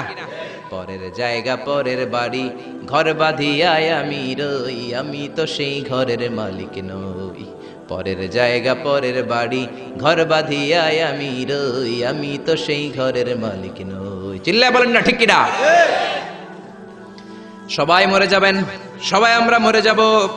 আল্লাহ মালাকুল মাউতকে ডেকে বলবেন, ও মালাকুল মাউত, আর কে কে বেঁচে আছে? মালাকুল মাউত বলবে, কেউ বেঁচে নাই, সব মানুষগুলোরে মেরে ফেললাম। আল্লাহ বলবেন, এবার জিনদেরকে মেরে ফেলো। জিনগুলারও মেরে ফেলা হবে। এবার আল্লাহ ডেকে বলবেন, ইয়া মালাকুল মাউত আখবিরনি মান ইয়াবকা, কে কে বেঁচে আছে বলো। মালাকুল মাউত বলবে, আল্লাহ কেউ বেঁচে নাই, জিনেরাও শেষ। আল্লাহ বলবে, এবার ইবলিস রে ধর। কারে ধর? সবাইকে মারতে যত কষ্ট দিয়েছো, ইবলিসকে ডবল কষ্ট দিয়ে মারো। মালাকুল মাউত বলবে, ইবলিসও শেষ। আল্লাহ বলবেন, এবার ফেরেশতাদেরকে মারো। মালাকুল মাউত বলবে, ফেরেশতারাও শেষ। আল্লাহ বলবে, আখবিরনি মান ইয়াবকা, আর কে কে বেঁচে আছে বলো। মালাকুল মাউত বলবে, আল্লাহ শুধুমাত্র 4 জন ফেরেশতা বাকি। চিল্লায় বলেন, কয়জন? জিব্রাইল, ইসরাফিল, মিকাইল আর আমি আজরাইল। আল্লাহ বলবেন, জিব্রাইলের রূহ কবজ করে আনো, মিকাইলের রূহ কবজ করে আনো, ইসরাফিলের রূহ কবজ করে আনো। এবার আল্লাহ বলবেন, ইয়া মালাকুল মাউতি আখবিরনি মান ইয়াবকা, আর কে কে বেঁচে আছে বলো। মালাকুল মাউত বলবে, আল্লাহ মহাবিশ্বে আর কেউ বেঁচে নাই, শুধুমাত্র 2 জন ছাড়া। এক হলেন আপনি আল হাইয়ুল কাইয়ুম, শাশ্বত চিরঞ্জীব, আপনার কোনো লয় নাই, ক্ষয় নাই, অব্যয় অক্ষয়, সদা জাগ্রত, সদা সজাগ। আর হলাম আমি আপনার হুকুমের গোলাম আজরাইল। এই 2 জন ছাড়া মহাবিশ্বে আর কেউ বেঁচে নাই। আল্লাহ ডেকে বলবেন, আজরাইল সবাইকে তো মারলি, এইবার একটু তুই মর। এবার তুই মর, তুই মর। এই কথা শুনে মালাকুল মাউতের কাঁপুনি ছুটে যাবে। কাঁপতে কাঁপতে ডেকে বলবে, আল্লাহ সবাইকে আমি মারলাম, আমি মরবো কেন? আল্লাহ বলবেন, তুইও মরবি। মালাকুল মাউত বলল, আগে বলেন নাই কেন যে আমিও মরবো? আল্লাহ বললেন, তুই কি জানিস না, কুল্লু নাফসিন যায়িকাতুল মাউত, দুনিয়ার সবাইকে মৃত্যুর স্বাদ নিতে হবে। কোন ঠিক কি না? এজন্য ঘর ঘর কইরেন না মিয়া, এই দামি ঘর আপনার সাথে যাবে না। সুন্দর জামা পরে রইলেন, এটা দুনিয়ার জন্য, কবরে কিন্তু যাবে না। দামি ঘড়ি পরে রইলেন, ঘড়ি যাবে না। চোখে চশমা দিয়ে রইলেন, চশমাটা যাবে না। দামি টয়লেট বানালেন, ফিটিংস বানালেন, আপনার শেষ গোসলটা আপনার টয়লেটে হবে না। আপনার দামি ফিটিংস দিয়ে বানানো আপনার চমৎকার টয়লেটের মধ্যে 20টা বছর দামি এই টয়লেটের মধ্যে টাইলস করা টয়লেটে গোসল করলেন, আপনার শেষ গোসলটাকে আপনার টয়লেটে হবে নাকি? আপনার দামি ফিটিংস দেয়া টয়লেটের মধ্যে গোসলখানায় আপনার শেষ গোসল হবে না। যেখানে মুর্দা ধোয়া হয়, মরা ধোয়া হয়, ওই জায়গায় আপনার গোসল হবে, ঠিক না? আল্লাহ ডেকে বলবেন, মালাকুল মাউত আখবিরনি মান ইয়াবকা, কে কে বেঁচে আছে বল। আল্লাহ, আমি ছাড়া আর কেউ নাই। আল্লাহ বলবে, তুই মর, তুই মর। শুনে কাঁপতে কাঁপতে ডেকে বলবে, আল্লাহ সৃষ্টির শুরুতে যদি আমি জানতাম আমাকেও একদিন মরতে হবে, তাহলে এই মৃত্যু ফেরেশতার দায়িত্ব নিতে আমি ক্ষমা চাইতাম। আমি বলতাম, আমার ভাই জিব্রাইল রে আপনি মালাকুল মাউত বানিয়ে দেন, আমাকে আপনি জিব্রাইলের ওহী বন্টনের দায়িত্ব দেন, কিংবা ইসরাফিলের দায়িত্ব, সিংহায় ফুৎকার দায়িত্বটা আপনি আমারে দেন। ইসরাফিল রে মালাকুল মাউত বানিয়ে দেন, কিংবা আপনি মিকাইলের বৃষ্টি বন্টন করার দায়িত্বটা আমারে দিয়ে দেন, মিকাইলকে আপনি আজরাইল বানিয়ে দেন।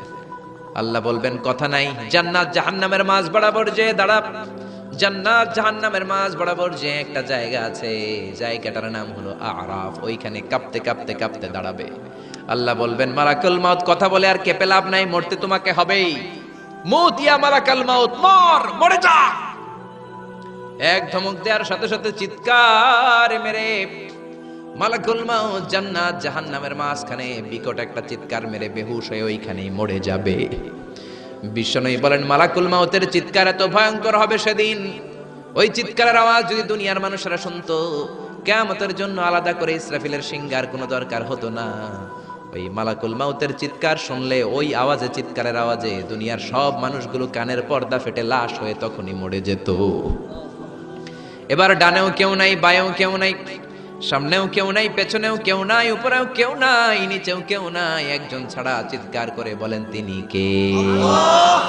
আল্লাহ এবার ডেকে বলবেন, লিমানিল মুলকুল ইয়াউম, লিমানিল মুলকুল ইয়াউম, who belongs the kingdom today. আজকে ক্ষমতা কার? এই যে ক্ষমতার বাড়াবাড়ি, এই যে ক্ষমতার অপব্যবহার, এই যে ক্ষমতা দিয়ে জুলুম করা, আজকে ক্ষমতা কার? আল্লাহ নিজেই বলবেন, লিমানিল মুলকুল ইয়াউমা লিল্লাহিল ওয়াহিদিল কাহ্হার। ক্ষমতা কারোর জন্য নয়, একজনের ছাড়া। তিনি কে? এজন্য আল্লাহ বললেন, আল্লাহু লা ইলাহা ইল্লা হুয়াল হাইয়ুল কাইয়্যুম। তিনি হলেন আল হাই, সব মরে যাবে একজন ছাড়া। তিনি কে? তিনি হলেন আল কাইয়্যুম।